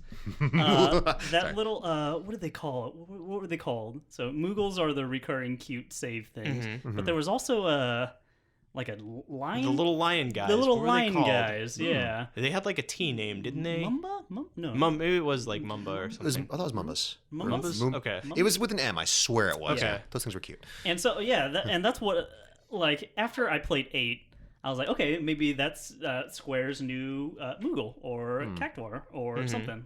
Yeah, we never really Because seen them they again, used have we? it so much in that game. They were everywhere. They were like in towns and people's rooms. Just and- squeaking everywhere. yeah, but then they never appeared again. So like, I have a feeling sometime later on we're gonna see that It's again. gonna yeah, show up. because like every single Final Fantasy game, like in the back of my head, I'm like, all right, what am I gonna see? I think they're called Mumbas or something. Yeah, Rumbas or Mumbas. Because I was trying to come up with something that was like Tumba, so Yeah. I think Yeah. you're probably right. Yeah, but It's a really good game. I'm just Well, because they played it up so big, and I was just like, maybe it was like just kind of like a failed icon, you know? Maybe so. It could be, yeah. yeah.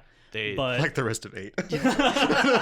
they grew up and dyed themselves blue and became Kimahri's people. oh, okay. Dun dun dun! There's your conspiracy hook. Okay, moved to the Arctic mountains and grew horns. But yeah, I've always wondered about this. That's so. cool. Half wondering that's if they'll- fair. yeah. Now I'm with you. I'm like, They're gonna there's come back. Prime for a comeback. They're gonna be like the either like a dying tribe that you have to save, or just like the bad guys. That'd be in The bad guys, like the mad bad guys. scientists. Oh man, or you just find out in some game that they've been like viciously suppressed by the Mughals. Yeah, The Mughals are actually like really big jerks. They kind of are in some they games. really- yeah, They yeah, do troll. they're pretty like, hard. In the short time that I played 14, which we're not going to talk about Final Fantasy Online, 'cause it's going to take forever. There was like this drunk Moogle that was just like going around with a wine bottle and just like getting smashed. I was like, if I was a Moogle, I'd do that. You can do it in real life. It's okay. You just wear the thing on your head. Be like, all right, Cute. who wants mail? And I can't fly. Oh. You know the best part about 14? The flying mounts. I talked about this a long time ago, but the fat chocobo. Did you ever get the flying? No. I mentioned it before. It's great because the fat chocobo normally you just have like the greens on a stick like you would with the puppy, and to make it fly you have to get cake. So it's just like must get the Yeah. cake, and it's like flying really hard, so but good. it's just stupid cute. But Do we want to address 14 just like real quick? Just like it's good. yeah, It was a piece of crap. Now it's better. Yes. I am like struggling to get into it because everyone has said like there's a break point where it goes from being really boring to really good, and I'm really struggling to get to that point. Just going into it, expect it just to be a modernized World of Warcraft. It is the best at what it does now, which is just a vanilla MMORPG with Final Fantasy artwork. I mean, would you say that, Tiana? I mean, it's really, really good. Yeah. But it doesn't do anything I would say breakthrough as far as gameplay or combat goes. Like I didn't even think that the combat was as good as WoW. That does get better, and Okay. as you get into some of the summons, it gets extreme. And once you get up to Alexander, it's like, oh sweet heavenly God, what's happening to my life? Right. Fair enough. Are you still playing this? No. Okay. All right. That's why I haven't. I never got the fat joke. I haven't played for a while, but I have friends who are still playing. They're mentioning how Alexander gets just wow. Yeah, I don't know anything about summons in that game. They're bosses. You fight them. Okay. Yeah. Yeah, and Oh, then you okay. fight extreme versions of them Yes. that make you want to tear out your hair. Gotcha. The last one that I With did was metal. Titan, and it was Titan was ridiculous. And so the thing about 14 was, it just kept you like the combat, like it just kept you on your toes. Like with the Titan fight, the extreme Titan fight, I should say. Like if you just happened to be standing in the wrong spot and he did a move, Dead. you're gone. It's like, You're in a rock for the rest of the yeah, fight. I was just like, wow, it got pretty intense. And so I only quit because real life happens. Right. Have to do things, but Yeah, it's been said to me a lot that it may be the best written Final Fantasy of the last few years. Once you get to the meat and potatoes, it's of the just bogged story. down by the MMO-ishness to it. I got to say, it's the same thing. I think WoW had some really good lore, but it's just you got to go through the MMO to get to it sometimes, which some people just don't have time to do. Yeah. Yeah. But I'll give you that. It had some really good story to it. Okay. And I've actually, the reason I'm watching the Alexander fights is I just was going into the lore because I want to know more. It's like I don't play D&D that often anymore. I still like the lore a whole lot. 'Cause Sure. It's so good. But to cap off on the conspiracy theory thing, because I had one that was my favorite, and we just interrupted me. No. Going back to 8 again. I think, and I'm positive of this, by the way, the Renoa is the last boss in 8. Ultimecia. For a fact. And wait, I don't have So notes, is but it a conspiracy if it's a fact? well, I'm the only one who thinks it's a fact. So Okay. that makes it a really big Well, conspiracy. all right. Okay, so here's my reasoning for Okay. this. Okay, so sorceresses in 8 get their powers, and they're just born with it, but they also have their powers. As other sorceresses die, they have to pass on their powers to other sorceresses. So let's go in order here. So you have Renault in your party. You go through the first 2 discs. You fight Idea in Galabadia Garden. Turns out that Idea is possessed by Ultimecia. When Idea gives you her powers, she gives them to Renoa. So Renoa now has Sorceress Idea's powers. Right. Fast forward even further, who is Ultimecia? You find out she is this crazy sorceress from the future, who for some reason or another just wants to compress all of time and space into a single point. As you progress on, it turns out that, to me anyways, it seems like she's a sad lady who's lost something very precious. And she mentions this, where she's like, oh, you think all this and everything just kind of fades away and blah, blah, emo stuff, this. Also, just as a note, do you remember when Galbadia and Balam Garden got into a fight and Squall gave Renoa his little ring with the Griever on it? It's a coincidence that you fight Griever at the end and Ultimecia sends that as her summon. I thought was kind of interesting.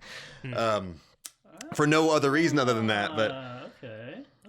also, when you beat the game and Squall's trapped in space-time, wibbly-wobbly, timey-wimey stuff, you go back to the olden days where before Idea was Idea and she was matron, and she's there with all of the kids at like the Muppet Babies kind of thing hanging out, and Ultimecia shows up. And Idea says it's okay, she has to pass on her powers before she fades away. So Ultimecia gives her powers, which was Radia's, which were Renoa's powers, back to Adia, who then fast forward again, and it all kind of goes in a big cycle. And I like 8 because I love how it has a happy ending. I don't think it has a happy ending. Because if you kind of dig into it, at some point, Squall either goes back to being a brat and leaves, or dies more than likely, or anything like that. And Renoa just loses her crap and murders everybody.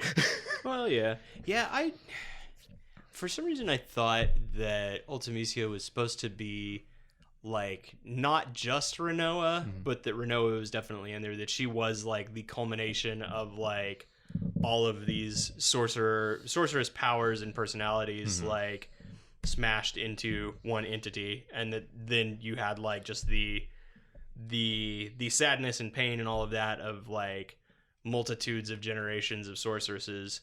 So, like I said, Renoa is definitely in there. But if you want to say that, Renoa is the driving force or the only thing in there, like, I could go with that. It just seems that way, and it could, once again, if it's all going full circle, would explain this, just her hatred for all things Seed.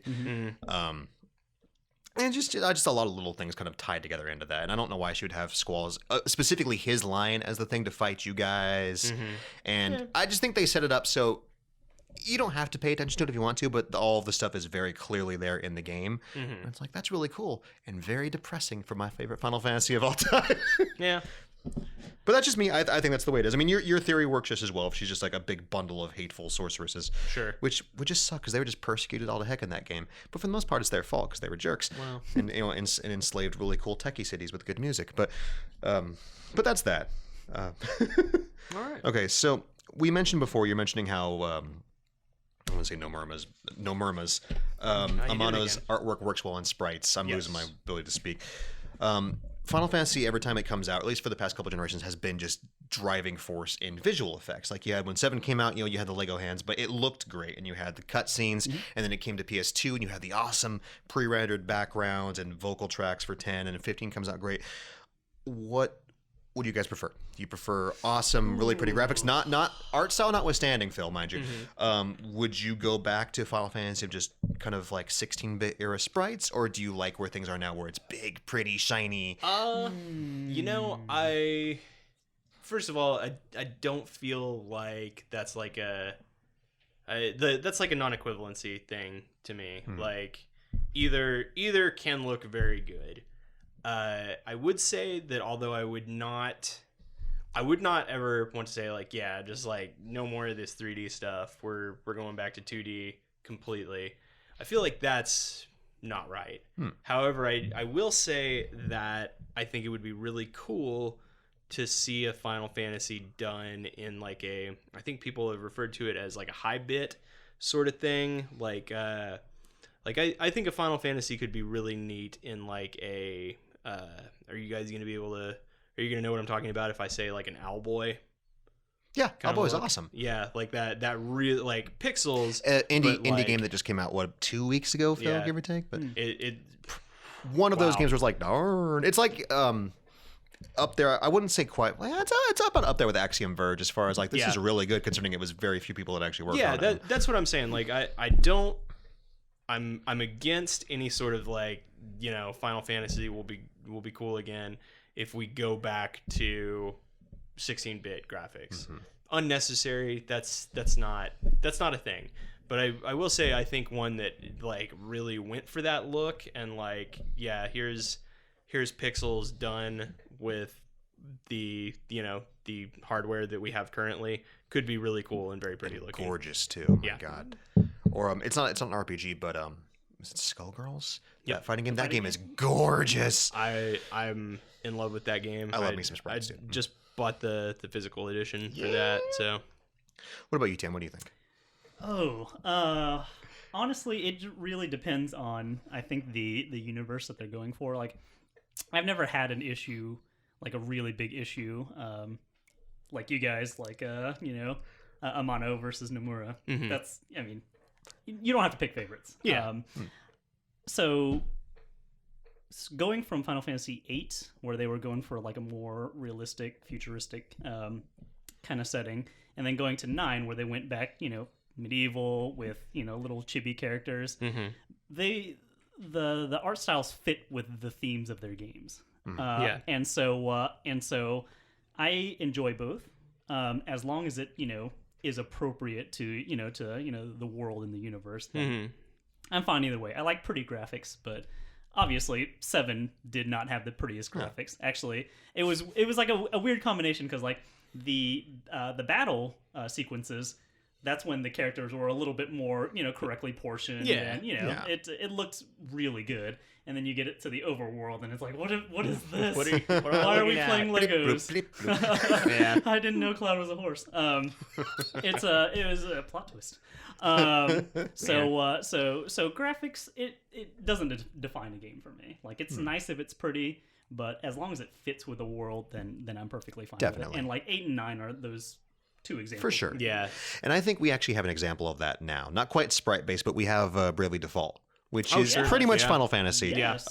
I don't really care for the 3D chibi style too much, where they have like peg legs and stuff everywhere. It's but weird, isn't it? It's a little bit. It's the same thing with the DS remake of 3 and 4. Yeah. I'd rather play it on PSP. Or unrelated, but the weird like no feet thing and Fire Emblem. Yeah, it's like, why don't you have? There's no shoes. How do you not sink into the ground? But overall, I think that that there's room for that out there for sure, though. And I think that's fantastic. Yeah. And actually, since you're playing it, you would know best. Like, from what I've seen in trailers and screenshots, World of Final Fantasy, it was like both, right? Like, there's like It's both. Yeah. Yes. Okay, yeah. So a neat idea. explain to me, someone that hasn't gotten to try it and probably won't for a while. Like, is it that fluid? Like, do you change between like chibi and normal version? In the overworld, you just hit. I think it's like L1 and square, and you just go boop, Wow. and you're suddenly chibi, and you're like, hello. But so it doesn't. Does it add to the gameplay at all? Or is Yes. it just purely? Oh no, it's aesthetic? adds to the gameplay, because the way the combat works is this: is it's the twins and the monsters you captured, and the way it works in combat is you stack them on your head, and you get different attacks, and they can take different damage. You can like unstack them, but depending on the size you are, you can have different stacks. So if you're like a full size person, you can have 2 little things, but if you're small, you can actually be riding one and have something on your head.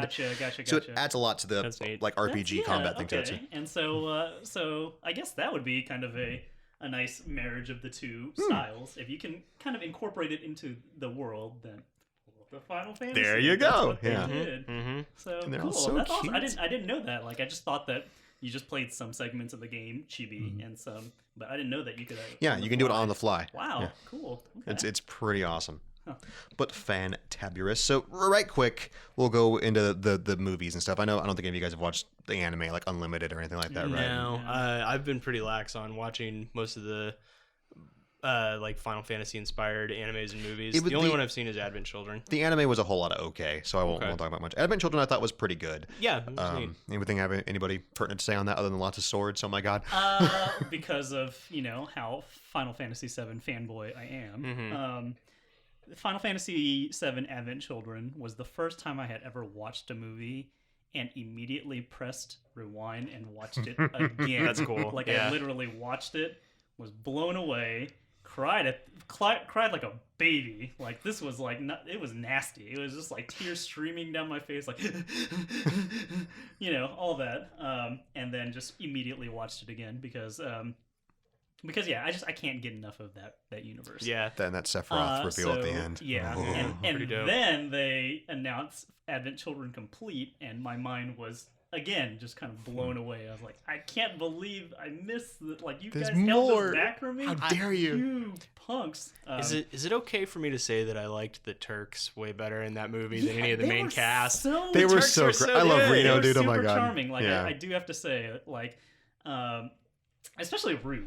Rue, Yeah. Oh, like God. in the game With the sunglasses, he Yeah, keeps pulling Rue up. in the game was just kind of like you're tough, didn't speak a whole lot. He didn't have much of a personality. But Yeah. in the movie, I was just like, I love their dynamic, like Reno and Rude's. And they were in it more than any of the original cast, just about. Also, like, where's my Sid? My Sid's in this for like 10 seconds. Like, he's the real star. I mean, I don't care what. Yeah, but no, agreed. All of them, Yeah. All right, well, okay. Sung is still just Yeah, we didn't Yeah. we didn't get a lot of him. Yeah. We didn't get a whole lot of Elena. Yeah. But Well, they got what like was there was half great. killed at the beginning, but Yeah. And then dang it, I can't remember the name of the Shinra kid. the Blondie. What's his name? Rufus. Yeah, there we go, Rufus, yeah, like the like twist, reveal, whatever Yeah. you want to call it with him. Yeah. Pretty dynamite. Yeah. Great stuff all the way around. That's and that's what I mean is like anyone that just watched it without knowing the Final Fantasy VII lore would obviously just be very confused. Like, what is going on? Yeah. None of this makes But any if sense. if it was so near and dear to you, it would have been the best thing in the world, which it is, and which is why I watch it periodically throughout the year. No, it's definitely a good But watch. then there was also Spirits Within. I wasn't sure if we were going to talk about this. The only thing I will say is that when I heard about it, I lost my mind.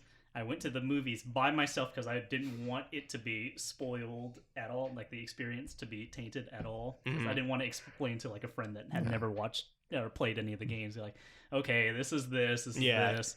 And I left the theater with just my head Oh man. down, just like, oh man. I thought you were saying that you like walked out. No, after the movie. No, but I was pretty disappointed. I was disappointed in the fact that I couldn't focus on what was like. I have no idea what the movie is about. 'Cause I was just like waiting for like anything. Like where's the chocobo? Man? Show me anything, just anything. It had Sid at least. It had Sid, and it did have chocobos on a computer monitor running. But then that was it. It wasn't Final Fantasy enough. And like to tie that name to a movie and not have it have the iconic things that you know and love. It's just like it's so crushing. I think as a standalone movie, I enjoyed it. I should watch it again as a standalone movie. As a Final Fantasy, Where are the giant swords? it was a decent CG sci-fi movie. Yeah. That's all I look at it as, really. It happened to have a guy named Sid. Yeah. If you try to compare it to anything, not so much. But overall, I thought for what it was at its time, it looked good. The story was decent. It just was its own thing. Yeah, agreed all the way around. So let's talk Kingsglaive, because that's the new thing. Phil, you're the only one who hasn't seen Kingsglaive. Yeah, I have not seen it. I've seen like a couple seconds in clips. I thought it was quite good. Okay. Big thing as usual. Square just so pretty. It was all so pretty. As the fight at the end that I can't talk about because you haven't seen it yet was really good. And if you've seen the movie, you know what we're talking about. Yes. Do you care? Oh, hit me. They're just battling for the city, and the city's like old defense grid comes along, and it's just a bunch of giant statues, or maybe they're robots, and they're fighting like giant summon monsters, and they're just going at it in the city, and you know how in the game you can throw your sword and teleport to it. They can warp. They're doing it, so it's like these massive bus-sized things, like fighting at you. Anything that their sword hits is just like demolished. It's like that thing is sorry, but whatever that sword hits is just gonna be gone. You're That's screwed. Cool. That's cool. It was so there was other good parts of the movie too, but Man. that was awesome. That was the evil octopus Marlboro monster in the ship. That was just scary as all get out. So that was Ultros, right? Oh wow, really? I think I'm assuming as much, yeah. Yeah, I think it was. Yeah, I think Ultros was in it. Yeah. unless Well, it was- dang. All right, I guess I got to check it out just for that. I'm pretty sure that was A Ultros. little send off to Yeah, him, yeah. oh, man. But a lot creepier than it did in 6. Yeah. Well, But they've done a very, very good job. Whether or not 15 sucks, and it's the last thing we'll touch on because it's getting dark. But actually, I'm going to do one more thing. I don't care. I'm the one to drive 4 hours home. You guys deal with it. You just crash here. That's right, man. I got beanbags everywhere. Talk spin-offs? We do at some point, yeah. Okay. I don't mind. This is worth it. So, what was I going to say? I lost track of time. 15, whether 15 or not is a good game, they have done a fantastic job getting me to desperately want to know what happens. Kingsglaive was amazing. I've watched all of Brotherhood. I got the little Steelbook thing for Kingsglaive, so I have that, and I have all of Brotherhood, and it's the extended version of Brotherhood, so the longer what you have on YouTube. I really enjoy all the characters. I love Noctis and his crew. I want to know what happens, and I couldn't ask for any more for that for a Final Fantasy game. It's like they've got me in. The combat could suck, which it doesn't, but the story as long as the story is good, I'm good. I'm happy. I'm content. I'm pretty checked out on it for a variety of reasons. So if Wait, you mean checked out? Like you? No, he's like out the I'm door, just like, down the hall. Oh, okay, 15. Whatever, Okay, cool. gotcha. Forged in a car, I get it. Road trip. But so if it turns out to be cool, it'll be like You'll know. the pleasant surprise of the century for me. And if it doesn't, it's like, all right. It's still a game. Yeah. All right, so we've got a couple more things I wanted to go over, but let's go ahead and talk 15 really quick. Okay. So 15 will come out one day before this thing goes live. It's the 29th. This goes live on the 30th or the 1st. So when it comes out, we'll already have played it. But I am very optimistic. I think it Okay. looks great. I've played all 3 demos so far. I played the episode Disguise, whatever it was called. That was great. It was a little jinky with the behemoth fight, but Yeah. I could see where they're going with it. I played the Platinum demo that came out at E3 this year, and Carbuncle is the cutest thing in the world.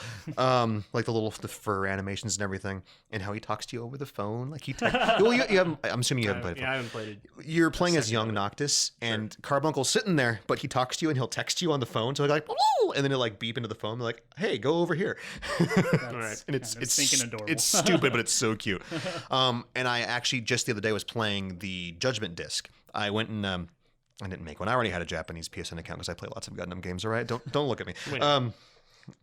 Well, so I can have the DLC for Breaker 3 and stuff like that. And while I have no idea what's going on, visually it looks pretty darn good. There are some issues with like far away stuff not looking loaded that properly yet, but up close it's gorgeous. The lighting effects are insanely good when you're fighting at night. The combat, well, once again I have no idea what I'm doing. I'm like, oh, okay, tutorial. Yeah, I know what a triangle is. I can do that. Otherwise, like there's ways you can combine your character's attacks and switch weapons, and I have no idea what I'm doing. Yeah. Okay. But for what it's worth, that's awesome. I'm quite thrilled. There is always the possibility, and there have been people reporting lots and lots of bugs with this game, like ridiculous. Like Noctis is fishing, and he grows like 2 or 3 other Noctises out of his chest, and the water turns purple. I mean, as much as I do want this game to be great, for every long development game, for every StarCraft 2, there's lots and lots of Duke Nukem Forevers out there. So I mean, Phil, you're checked out on this, so we're cool. But Tian, what do you think? So I only played the very first demo, the one that had the behemoth fight and the summoning of. I'm gonna say it my way. I've always called it Rama. So Lightning guy. lightning guy, old lightning guy. Yep. Um, Lightning beard. and while there were some clunkier mechanics, I thought the combat was really solid, and I am extremely intrigued on the I guess the decision to make it like this. What's the 4-person equivalent Quartet? of a trio? Quartet, quartet of male characters. So I guess they kind of tested the waters a little bit with Tentu, with the all-female party. The girl party. Yeah. And that was certainly, like you said, I don't even know if you said it during the podcast, but you called it like a fan service game. That made sense for that game. I don't know, I'm really curious as to like why there's like 4 guys, and maybe it's because I haven't seen Brotherhood. I've seen Kingsclave, and so they haven't really explained any of their characters. But yeah, I'm waiting to see how they're going to build these characters without the very stereotypical like love story that happens between some of the characters, because so many of the Final Fantasy games were kind of hinging on that, or not hinging, but like It was a big part of the story. yeah, it kind of the story circled around that, so they won't have that. I'm very open to being proved wrong on that, but I will say one of the things that has like kept my interest down is like it's just 4 dudes who are all wearing black clothes. It's like my eyes just sort of like slide over all of them. It's like, all right, it's all just like 4 you Bishonen can dudes change their in black. clothes. Okay, From the well, beginning of the game, you can give Noctis this ridiculous poofy white jacket. all right. That may be step 1. Who knows? It is a beginning. No, but I think you can actually get people different clothing options Okay, and stuff. well, So fair enough. Nomura was like, you don't like this? Fine. You get to wear this like this scarf and look like what's call it? The wrestler used to always wear the fluffy scarves that was in Predator. Jesse James? That would No, be Jesse James. that would be Jesse Ventura. Jesse Ventura. But- There we go. but Yes. the modern equivalent of that would be Mr. Chris Jericho, who wears a lot there of you go. scarves. Yeah. On the good old Ric Flair. Anyways, but welcome to Wrestling Cast. But I have started. a good bit of hope. I don't mind the road trip. There has been so much negative crap spoken about the road and the 4-guy thing, and I'm not going to mention it because it's stupid and people are children. But it sounds so cool. I don't mind the road trip thing because they've already also said there's the road trip aspect of it, and it kind of narrows into a much more linear path, probably about 2/3 of the way into the game. So I'm okay with that. It's a very interesting idea. Yeah. If it works, is something. And yeah, that's kind of the thing. Like I think a road trip, like 4 people trapped in a car, and also they got to like fight monsters, and there's an army chasing them, and all of that. That's a pretty interesting idea. Sounds kind of like a Quentin Tarantino movie. man, that would be real cool. But I think we all know that's not what we're gonna get. It's not what we're gonna get at all. No. So that is one of the things, as skeptical as I am of them on the ability to deliver that, is one of the things that kind of keeps me thinking like, well, maybe.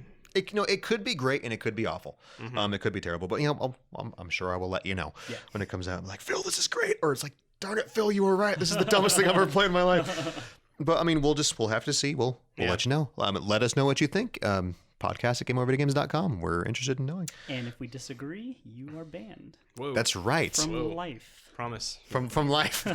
Threats from on high. There you go. It's like, and he will beat you one-on-one in Call of Duty. Don't mess with him, man. 1v1 me, bro. Okay, so just a couple more things, and then we're going to call it a day. But Final Fantasy and just the general message games I've had. I know there's a couple games, like 10 being one of my favorites. 10 had a very strong message on religion. And I've spoke to some folks where they thought this was a little kind of overly, but 10 is kind of against the whole organized religion thing a little bit. But there are other games, like 7 has a very strong environmental message, which is great. Be friends with the earth, that kind of thing, and it won't blow you up, kind of thing. What else is there out there?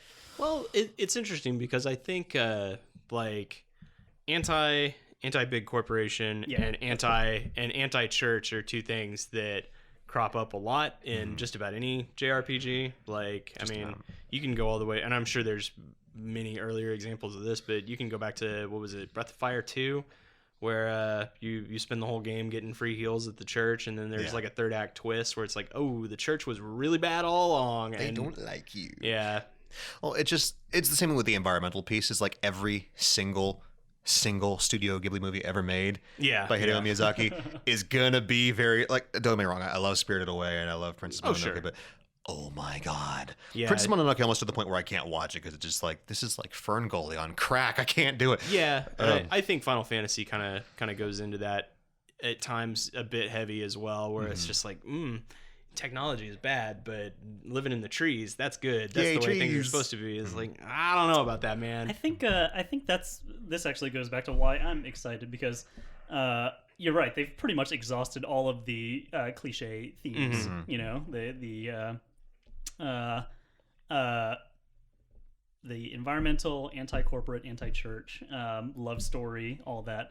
None of those kind of fit with what they're presenting. With 15. Guys in a car. Yeah, That's true. That's true. It's like guys in a car, and that's why I'm so intrigued by it. It's like, how are you guys going to make this work? Because something as integral as, like, you know, character development is like, you know, these guys, unless they do fall in love with each other, which is totally fine. You know, like, how else are you going to develop their characters? What message are you trying to send with this? That is the most intriguing thing to me about 15, and that's why I have to play it. I think it's really interesting because if you watch Kingsglaive and that amazing trailer, the Omen trailer that I think I showed you, it's kind of clear that King Regis knew what was going to happen, and he sends Noctis away. And he specifically sends Noctis away with his with his boys, or like his bodyguards. Which, if you watch Brotherhood, they're like, they kind of grew up together and they end up being like his friends and stuff like that. Because he wanted Noctis away from the city when it collapsed, but he also didn't want Noctis to go alone, because I get the feeling that there's going to be a possibility where Noctis could very well be the bad guy if he doesn't keep himself in check, because he does have this like mystical power, all this kind of stuff and everything. And the trailer kind of put I've seen some scenes of him looking real angry and angsty, you know, shouting at people. So. Quiet, Phil. I didn't say a thing. Whatever. But I mean, I think that's quite a possibility. So I like where that goes, where it is just the road trip, but set to the backdrop of this massive, you know, the country-spanning war of magic and giant robots and cool stuff like that. So, God, I hope it's good. I really hope it's good. All right, we'll finish things off. I've got one more topic to go over, and that's, Phil mentioned it, spin-offs. And there's been quite a few. You've got some really good ones. You've got like the Crystal Chronicle series, which has been pretty good and really good on the DS versions, I think. Yeah, I've got to say, Crystal Chronicles, and it's one of the only things that makes me sad with, you know, the progression of time. I don't think it would be so hard to organically set up the actual like intended experience where everybody's got their GBA plugged into the GameCube to play that again, because I loved that. Me and friends of mine did that several times, and it was one of the most fun gaming experiences for sure of that era, if not all time for me. So I loved that. I loved Tactics, which I think we can safely call a spinoff. So hard, but so good. Yeah, I don't like the Tactics Advance series as much. I really like how it looks. Like I think that art style is really neat as well, but I just never got into playing it as much. And then what other spinoffs are there? I mean, we could totally. I've ever done, but we totally talk about Kingdom Hearts. Yeah. I mean, that's got a lot of Final Fantasy stuck into it. Yeah. It's I guess you could safely call that a spinoff. Yeah. And if we're talking games that aren't like your traditional turn-based RPG, then the online games would be, Yeah. they're not your staple. There's some wild ones like Chocobo's Mystery Dungeon. Yeah. I was like, what? I've seen Air Guys. Oh, not forget yeah. I do Guys. love that game. Yeah, and Dissidia. I Dissidia. Yeah. never really played a lot of Dissidia. I tried so hard to get into it, I couldn't do it. I gotta say I would prefer just like a flat out like Brawler like that. yeah just take it back another step and just make it a 2D fighter. Make it Street Fighter only with all these characters. I do that. Just Yeah. Smash Brothers with Sony characters in it. I would be okay with that.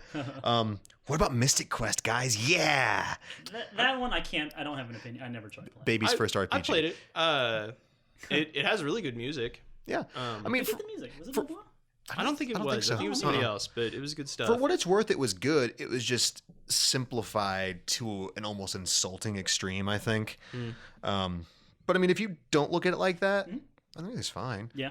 I have some distant but positive memories of the Final Fantasy Legends series on Game Boy. Yeah. on Game Boy, which I think what were those actually like? Were those like an early Saga Frontier? Oh, that was Mana, sort of Mana.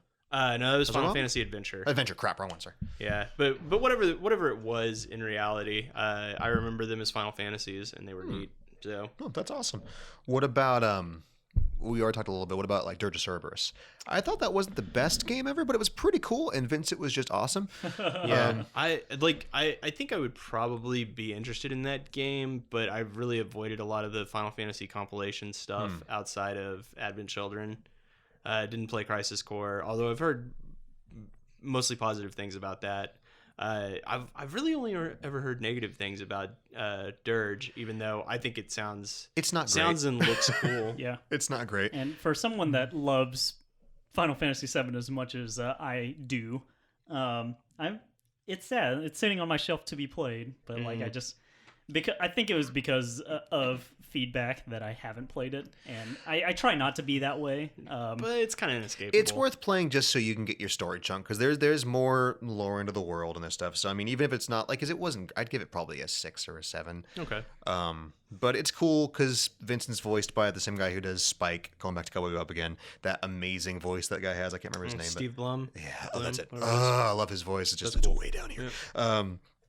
It was good, and you got some more, because and towards the end of the game you get all the old cast showing up, so you get more Sid, which is worth the money right there entirely. But I thought it was really, really good. I mean, it wasn't really good, but it was worth playing, especially for you, Tian, because you're big into 7. Yeah, no, I will. It's just when it came out, and then I heard the crushing reviews. Yeah. I was like, I still went out and bought it. That I supported. That's right. That's all that matters.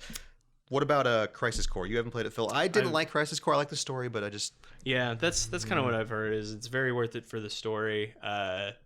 Maybe not much of a thing to play. I didn't like the slots. The slots pissed me off. What was the phone game that I think we got a translation of, the like Turks centric yes. Crisis Before Crisis. There you go. Yeah, never played that. Never played it either. Never played that. Crisis Core I did enjoy. The materia mixing system was interesting. Where you can like literally just like mix random combinations of materia. Lightning water. But yeah, I mean, for a portable Final Fantasy, like I see why they went to the more not active. I guess just free roaming combat. Yeah. Like I understood it wasn't my favorite type of combat, but I got why they did that. And so yeah, I mean, if you play Crisis Core, it's gonna be for the story for sure. There's also Theorhythm.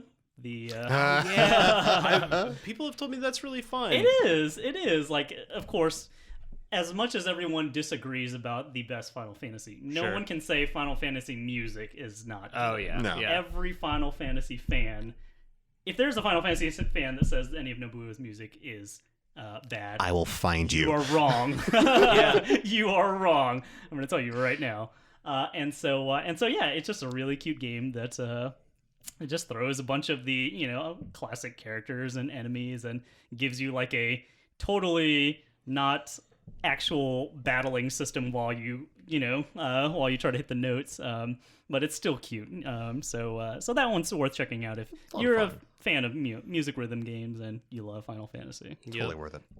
Okay, so question for you guys. Okay. If you could have dun, dun, dun, another Final Fantasy spin-off, you can tell it's getting late, made from any existing game with any character, like just a character that you thought didn't get enough love, that deserved their own game. Gotcha. Oh, jeez. Go. Oh. I mean, didn't get enough love. Or that you thought deserved their own This thing. is just basically given the dirge treatment to a Or random any Final Fantasy treatment, character. yeah. Okay.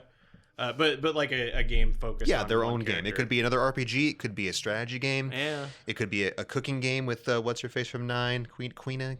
I can't remember. Queena. Yeah. I'm just saying. So you've thought about this? Oh yeah. Yeah, all right. Lead us off. Set the tone. It's really stupid, but I'd love to have. I can actually see this possibly happening. Is like Sid, like a shoot 'em up game, where he's got the high one and he's just rolling and he's like, ah! And you like pick up T and you shoot stuff faster and everything like that. Sid should be the character. Of that game that I was pitching at the beginning. Yes, that'd be he's cool. like Yes. the guy that has to play and he's already automatically grouchy. Yeah, he's So just pissed no off matter in general. what, he's gonna be like, I like this. Why am I platforming? I don't get it. And you, But he'll do it, and he'll do it great. he'll But do it's it. and just what pissed you do is you're assembling like an over party of all the Sids. Oh my But, God. the name of the game is Crisis on Infinite Sids. Yes. And it'll sell 1 billion copies. Oh my goodness. I could just see like Sid's forming parts. You have like the Sid from 7 and the Sid from 4 like hanging out, like building stuff, and you'd have the Sid from 8 chilling out with like the King Sid from 9, like plotting and stuff. Spirits Within Sid is Spirits just within gonna, Sid. he's gonna be the coach in the football game of the sports ball game of this segment.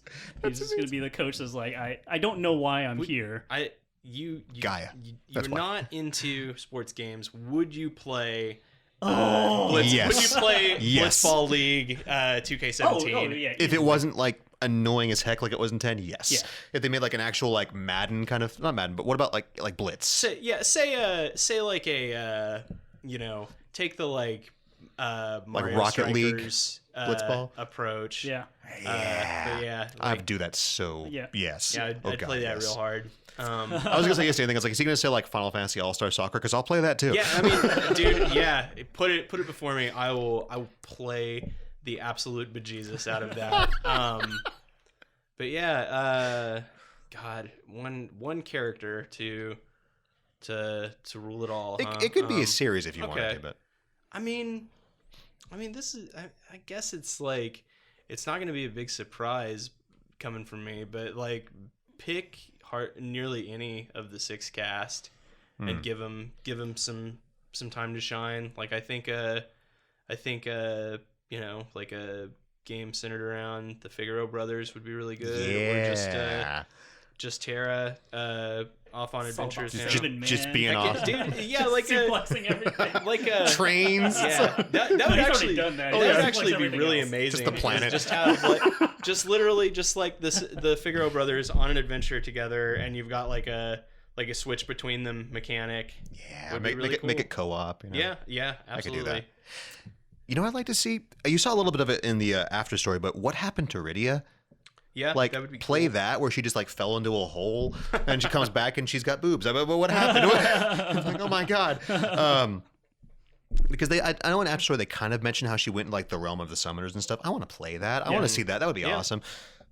But that was it. I also would definitely put over like choose your thief character, whether it be Riku or Yuffie Shadow. or Shadow or Locke would be fine, or Zidane. Any of those prequel like stealth game where it's like just like materia or sphere heist or whatever with Yuffie or man. Like Riku. Metal Gear Yuffie or something. It's like wandering exactly. Like that. Tenchu style. Yeah, how cool would that Oh. be? Okay, so they've tried, Final Fantasy Disney crossover. Now they need to do Final Fantasy Tenchu crossover because Now we're talking. Why don't they I just? would play that so hard. Yeah, I think they should probably make another Tenchu game first too.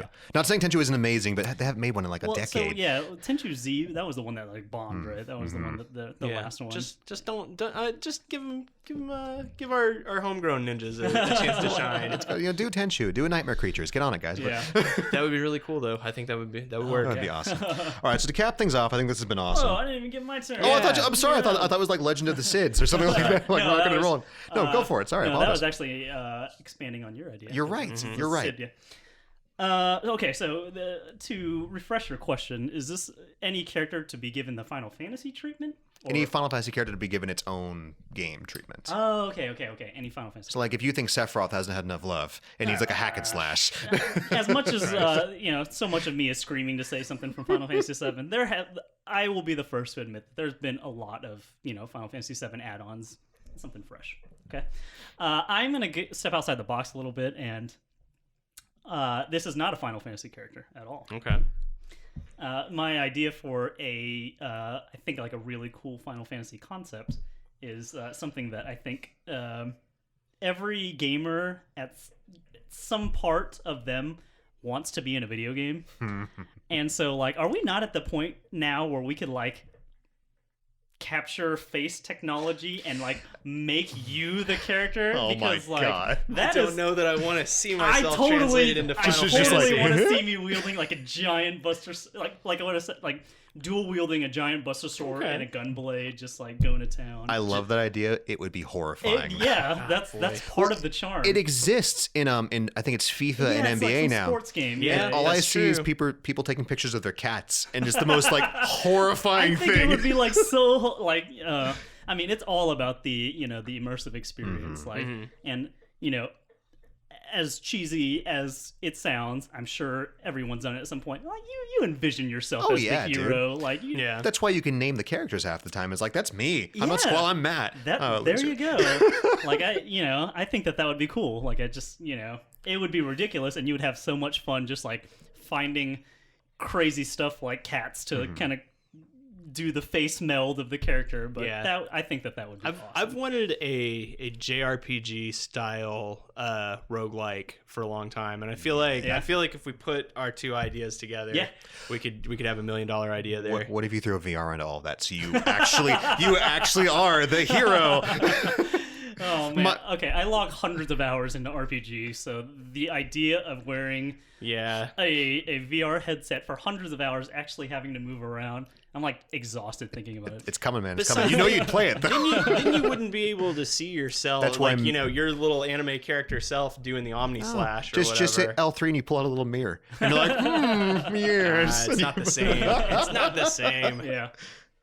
But that would be mine. Like, all right, come on, get into like character capturing and melding technology. Like we need to be in the video games now. I would Hope you're taking notes, Square. that would be pretty interesting.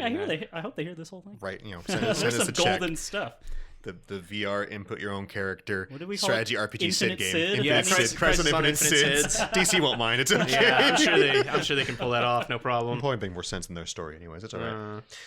Okay, so that was great. I want to end this off with a little trivia question, and I was thinking of just throwing it at you, Tian, because you're the big Okay. master here. But if Phil, if you know and he doesn't, I we'll can go buzz ahead. in. Yeah, exactly. Okay. We'll buzz in.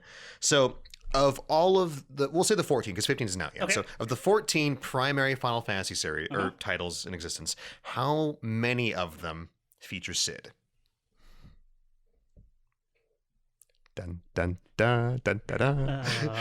Oh man. It sounds like it'd be a really easy question, but it's like, wait a minute. And let me clear. Oh, you go ahead and answer No. that. Okay. So, as much of a Final Fantasy fan I am, I cannot answer this question because I have not played every single game. Okay. So, sorry to disappoint. Dun. Heartbreaker. Philip? Shot in the dark. I'm gonna say 8. Nope. How many is it? 13 of the 13. 14. Dang. The only Final Fantasy game, at least in its original iteration, that did not have Sid was the first one. I was gonna say. I thought was he gonna might have been say. in there. They put him in for the PS1 release, Okay. just like the first Final Fantasy didn't have chocobos either. That was thought of in 2 when they Yeah. first started that. I thought that was fun. I was like, wait a minute, Yeah. my boy's not in the first game. This is madness. If I had to guess, I would have guessed the first one. So no points this round, gentlemen. No I'm sorry. points this round, unfortunately. Can we ask the host a question? Of course you can. Okay. Take him down a peg, Tian. All right. Drop me on down here. All right. So I'm gonna go with my personal favorite because I'm the expert Oh, I'm doomed. in Final Fantasy VII. What is the difference in the Barrett character sprites from his flashback scene to his regular character? The part where he has a hand? Well, okay. You didn't let me finish the question. Oh, sorry. You didn't let me finish the question. Besides the fact that he is got a gun hand. There's one distinct difference. Oh, there is. There's one, and the moment I say it, you're gonna be like, ah. I don't remember. It's really stupid. He's It's got something. a white shirt on. Dang it! He's just got a white shirt on in the flashback. All right. Fine. So Phil, Okay, No I've, points. I've got nothing that can compare to this level of. come on, throw something out. Something from 6. I'm not gonna. Something from 6. I don't. Oh man, I gotta go to the well here. I love that term. I love the term so much. Just like really tiny you in your brain's like, alrighty. It's kind of cranking it. Okay. What? There was like a meta call out to the company itself in 6. Do you know what that was? Nope. I can't say that I do. There's a portion of the, and I don't even know if this counts as trivia, but it just amuses me. There's a portion of the game where you can unlock a bonus item by entering the password "the world is square" into a portion of it. I think I've heard this somewhere. That's awesome. Yeah, I've read this somewhere. Have you heard of the jabs at Zelda and Dragon Warrior? They put into one. Wow, no. You can find links and what's his face? Grave. Yeah, Grave. Yeah. Oh, wow. I did I've not read know that. too. It's like we're going under. We're just gonna like this is your fault. brutal. But all right, so none of us know anything. all It's bad. it's fair. We're all Okay, cool. The worst Final Fantasy fans. All right, can I throw down like one last question here? What is, not counting bosses, what is the favorite enemy across? I can tell you my least favorite right fast. Yeah, and that'll it's work. probably going to be the same with y'all. It's the Marlboro. Forever and always. Screw that thing and Yeah. its stupid status effects. And I've never wanted to It's have a ribbon pretty- so bad in my life. It's pretty bad. Yeah, it's pretty bad. Yeah. Favorite So we're talking enemy? about just like the iconic enemies, Yeah, not the bosses. iconic Bosses. enemies, or even just like another mob that And when like you sticks out. Yeah, when you say favorite, as in like you like it. And, Favorite or most hated. Yeah, most hated enemy. Either one. The one that sticks with you. okay. Marlboro or a Tonberry. Yeah. Creepy little bastards.